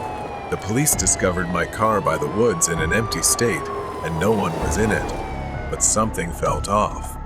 Even after I got my car back, the image of him sitting silently in the passenger seat, his vacant expression, lingered in my mind. Who was he? Why had he chosen my car? Weeks had passed since that strange man entered my car, and every visit to Dunkin' Donuts filled me with discomfort. Today was no different. I stood in line, ordered my coffee, and tried to convince myself that everything would be fine, that he wouldn't come back. It was early evening when I grabbed my coffee and stepped outside. I scanned the area, my eyes instantly locking onto a familiar figure standing at the edge of the woods. It was him. This time, he didn't have that vacant look. Instead, he stood there, head tilted, grinning eerily and waving at me as if teasing. A chill ran down my spine. My heart raced in my chest as I hesitated, unsure of what to do. Somehow, he didn't chase after me. Instead, he casually opened the passenger door and sat back inside my car with that same blank expression. This time, he didn't drive away. He just sat there, staring at me through the windshield as if waiting for something. I began to call the police. They arrived within minutes. I stepped aside, watching them cautiously approach the vehicle. The man remained still. He sat there, his emotionless eyes fixed ahead, oblivious to the events unfolding around him. One of the officers commanded him to step out of the car. For a moment, it seemed like he ignored their orders. But then, he slowly turned his head, his expression oddly calm. He opened the door and stepped out of the car, raising his hands as if surrendering. A few hours later, I sat in the police station, recounting the incident as if it was the 100th time. My arm still throbbed with old bandages covering the cuts from the key. They told me he had been arrested, and after taking his fingerprints, they discovered he had a long history of mental illness. His records showed he had been in and out of psychiatric facilities for years, diagnosed with paranoid schizophrenia. His delusions had worsened over time, and it seemed he had fixated on me for reasons no one could explain. They said he saw things, heard voices screaming incoherently when there was nothing around. They believed he couldn't distinguish reality from fantasy. A wave of relief washed over me, but it was mixed with sadness. The man who had terrorized me was not just a criminal. He was sick. His mind had warped reality into something unrecognizable, and I had become part of that nightmare. As I left the police station, I couldn't shake the image of him sitting in my car, staring out the window, detached from the world. He had been arrested, and the officers assured me he would be taken back to a mental facility where he could receive the treatment he desperately needed. But the scars he left, both physical and mental, would take much longer to heal. I stood next to the car, hesitating to open the door, reluctant to sit in the driver's seat where everything had happened. I took a deep breath, forcing myself to unlock the door and get into the driver's seat. I started the engine and drove out of the parking lot, determined to move forward. After all, everything was finally over. Intruder on Halloween.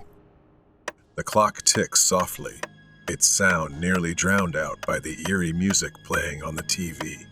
Colorful costumes and decorations adorn the walls, remnants of the Halloween festival. Tonight, like every year, I was going trick or treating with my best friend, Casey. Excitement filled the air as we stuffed our bags with candy, the weight of our haul increasing after each house we visited. The streets were filled with laughter and the sound of children running from house to house. As we walked, we noticed a man standing near a lamppost. He wore a mask and held a flickering lantern. His eyes seemed to follow us as we passed by, sending a chill down my spine. I glanced at Casey, and we quickened our pace.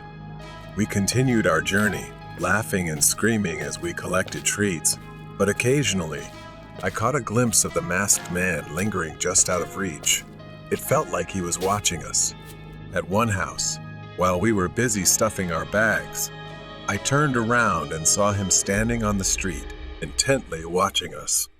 I yelled at Casey to get away, that we needed to run fast from there. We hurried to the front door of the house we were at and knocked frantically. The homeowner opened the door. We explained that there was a scary man outside.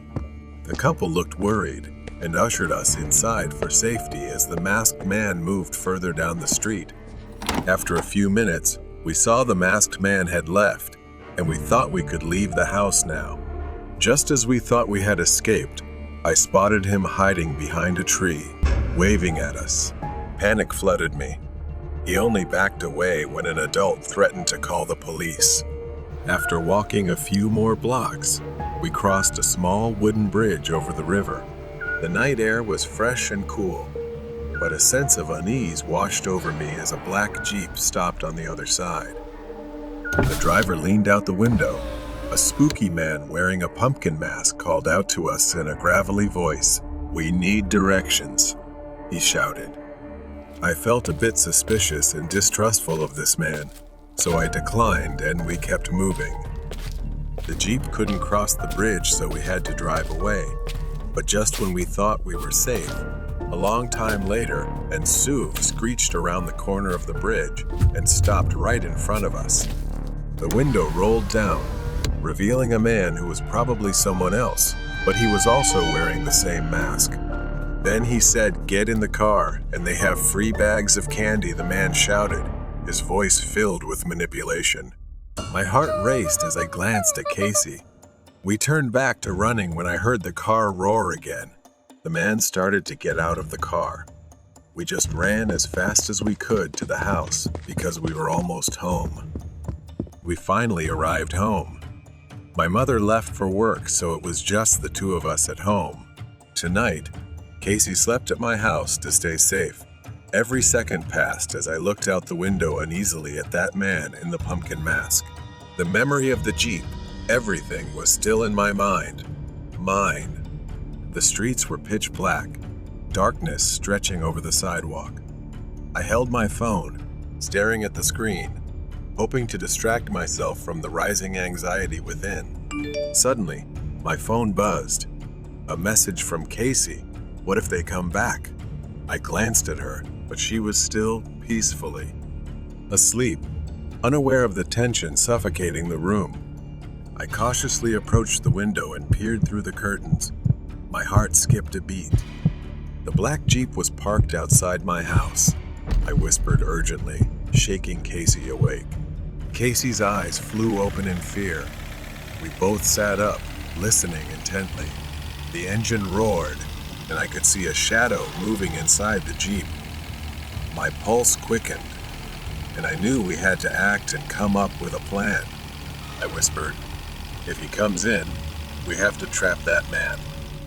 We gathered supplies, a heavy chair, some rope from my dad's toolbox, and my phone, so I could call for help if needed. We figured we could block the door if he came in, trapping him inside. Casey nodded, and we hurriedly propped the chair against the door, tying it tightly with the rope. We were ready and positioned behind the chair, preparing for anything that might happen. Through the glass, I saw the masked man standing by the front door, his shadow ominously stretching. My heart raced as he knocked, the sound echoing like thunder in the silence of the night. Suddenly, I saw the man step back, turn around and walk towards the Jeep. I watched in horror as another figure stepped out of the car, both wearing masks and dark clothes. My mind is racing now. There are two people, I whispered. Fumbling for my phone, "Casey, we need to call the police." Fear gripped me, knowing our trap might only buy us a little time to escape safely. But before I could dial, I heard footsteps approaching the house. The doorknob rattled, and my heart raced.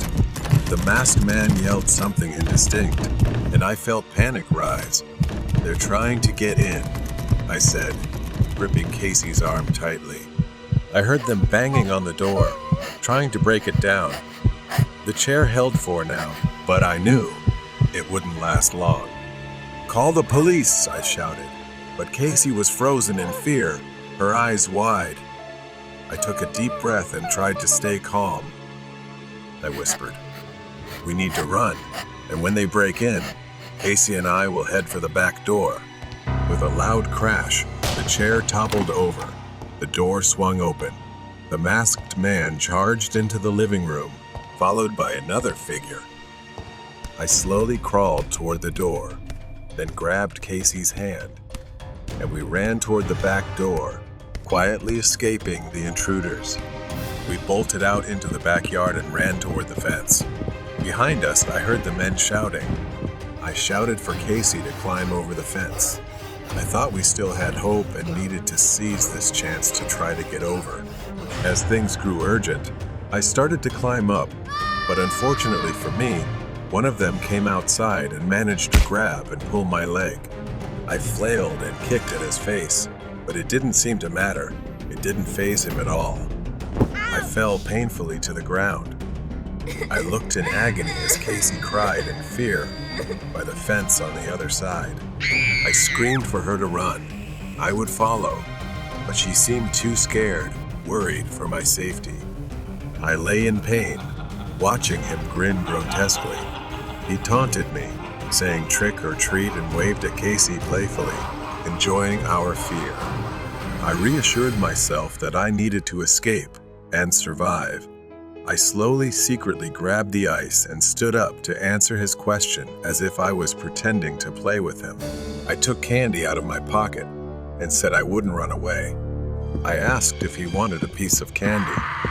He seemed surprised and didn't notice as I threw the rock at his face. He fell, screaming in pain, and his friend came out from the house, witnessing it. He also yelled in anger. I didn't think much, trying to use the remaining strength to climb over the fence to escape. Just as we were about to escape, I heard the distant sound of a siren. I felt relieved. The police were coming. I headed toward the front yard to meet them. When we reached the front yard, the flashing lights of the police car lit up the street. The officers ran toward us, and I pointed at the men trying to flee back to the Jeep. "They're over there," I shouted, and the police sprang into action, chasing after them. Within minutes, the police had apprehended the masked men. Back inside the house, my mom rushed in, just returning home. She pulled us into a tight hug, relief evident on her face. Casey and I exchanged glances. We were finally safe. My mom made us a cup of hot cocoa, and as I took a sip, I couldn't help but reflect on how quickly everything had turned from a night of fear to a sense of safety. I said, glancing at Casey, maybe Halloween isn't so bad after all. The outcome of the Hitchhiker Man. I was working the third shift at a 24/7 diner in a quiet town. Most of our customers were truck drivers and travelers passing through. But the strangest people I've ever met were the drifters, addicts, and hitchhikers. That night started like any other. Carl, the cook, had been working at this place for over 15 years, and he had seen it all. His sharp eyes could spot trouble from a mile away. We were perfectly in sync. I served tables, and he flipped burgers. Oh, with a new cast in the pipeline, and he flipped burgers. Around 4 a.m., the shift was well underway. The place was completely silent, not a single person in sight. The only sound breaking the silence was the hum of the old refrigerator. Suddenly, the door creaked open. A man stumbled in, clutching his right arm to his chest. He didn't say a word, just shuffled past Carl and me, heading straight to the bathroom. His clothes were torn and filthy, and his face was twisted in pain. Carl and I exchanged glances. We'd seen strange customers before, but there was something off about this guy, more than just a regular drifter. I asked Carl, "Doesn't he look familiar?" After a moment, I remembered. That guy had come in before, begging for food and a ride. We had to kick him out because he was bothering the customers. But now, something had changed. He looked panicked, like he had seen something terrifying. Carl just shook his head, muttering, "Here we go again." I looked at the bathroom door. I didn't want to check on him, but I didn't have much choice. Carl handed me the keys, nodding toward the bathroom. "Go check if he's all right." I knocked on the door, asking if he needed help, but there was no response. I knocked again, harder this time. Still, nothing. I called out, fumbling with the keys. I pushed the door open, saying I was coming in. The bathroom was empty. No trace of the man. No dirt, no blood, nothing. The bathroom was as clean as the night before. I froze at the doorway. End and year and ye and Andra. I screamed for Carl. He rushed over. I backed away as he pushed past me, staring into the spotless room with wide, disbelieving eyes. We stood behind the counter, both of us trying to make sense of what had just happened. How could he have disappeared? I looked at Carl, but he had the same horrified expression as I did. Then I saw movement near the front window. The man was outside, staring at us. His face was worse than before, bloody, swollen, and his eyes were bleeding. But what froze me in place was how his right hand hung limply at his side, looking like it was about to snap off. His thumb was sticking straight up, unnaturally stiff, as if he was trying to hitch a ride. Before I could grab the phone to call 911, a loud noise echoed from the back of the diner. Carl and I rushed to the back. It was coming from the freezer. Someone was tearing into the food boxes. Carl grabbed a knife from the counter, and we slowly moved in. The man was inside, tearing open a box of frozen meatballs and pressing a pile of meat against his arm, like he was possessed. But his arm, it wasn't right. His hand was dangling, almost detached from his wrist. For a moment, everything went still. We locked eyes on him, witnessing something we couldn't believe. Then, at an unnatural speed, he bolted past us, kicked the kitchen door open, and ran outside. Carl and I stood there, too shocked to react. We had just witnessed the impossible. Carl hurried to the front, locked the diner doors, and turned off the lights, plunging the place into darkness. The only light now came from the neon sign outside, casting a dim red glow on the counter. I stood in the middle of the kitchen, my hands trembling. My mind raced, trying to piece together what had just happened. That man, if he was really injured, was moving with an unnatural speed and strength. And those eyes, it was like something else was controlling him. When I looked out the window, the parking lot was empty. There was no sign of the man. Carl stood with me, his face tense, his eyes scanning the darkness outside. I asked Carl what we should do now, and if we should call the police. Carl shook his head and said they wouldn't believe us, and there was no way to explain this. He reconsidered, slowly walking to the phone and picking up the receiver. But just as he dialed 911, the lights in the diner flickered. The hum of the refrigerator went silent, and for a moment, everything was still. Then, in the darkness, we heard a soft, slow tapping on the window. We bolted through the kitchen, with Carl leading the way. I glanced back just in time to see the glass shatter, and the man crawling through the window like a wild animal. Carl pushed open the back door, and we stumbled out into the alley behind the diner. Carl panted, glancing around. We need to get to the car. We sprinted down the alley, the man's footsteps echoing behind us. He was faster than I expected, his heavy breathing growing louder as he closed in on us. I could hear his raspy voice muttering something, words I couldn't quite make out. Carl reached the car, fumbling with the keys, urging me to get in quickly as the doors unlocked. I yanked the door open and jumped inside just as Carl started the engine. The headlights flicked on, illuminating the man standing at the end of the alley. Now he was covered in blood, his smile wider as he slowly raised his thumb again, rigid and grotesque, like a hitchhiker's signal. Tires screeched as Carl slammed on the gas, and the truck sped out of the alley and onto the road. I glanced into the rear-view mirror, my heart still racing. The man stood motionless at the edge of the diner, watching us disappear into the night. We didn't speak for the first few miles, both of us too stunned to process what had just happened. We drove in silence for the next hour, trying to put as much distance as possible between us and that place. but I couldn't shake the feeling that it wasn't over. I eventually called the police to report the incident. To my surprise, they told us to head toward a location near the diner. They confirmed that a man matching that description had been reported. The man had been killed in a hit and run accident near the ramp, not far from the diner. As I got closer, I saw it. It was the same man. His body lay by the roadside, his clothes covered in dirt. But the eeriest part was his right hand, still holding that thumb up, just like before. According to the report, the man had survived the initial accident earlier that night and had been able to walk. His desperate search for help led him to our diner before he collapsed on the road. But there was more to the story. It turned out that this man had been involved in a series of violent incidents years earlier, hitchhiking across states and attacking those who picked him up.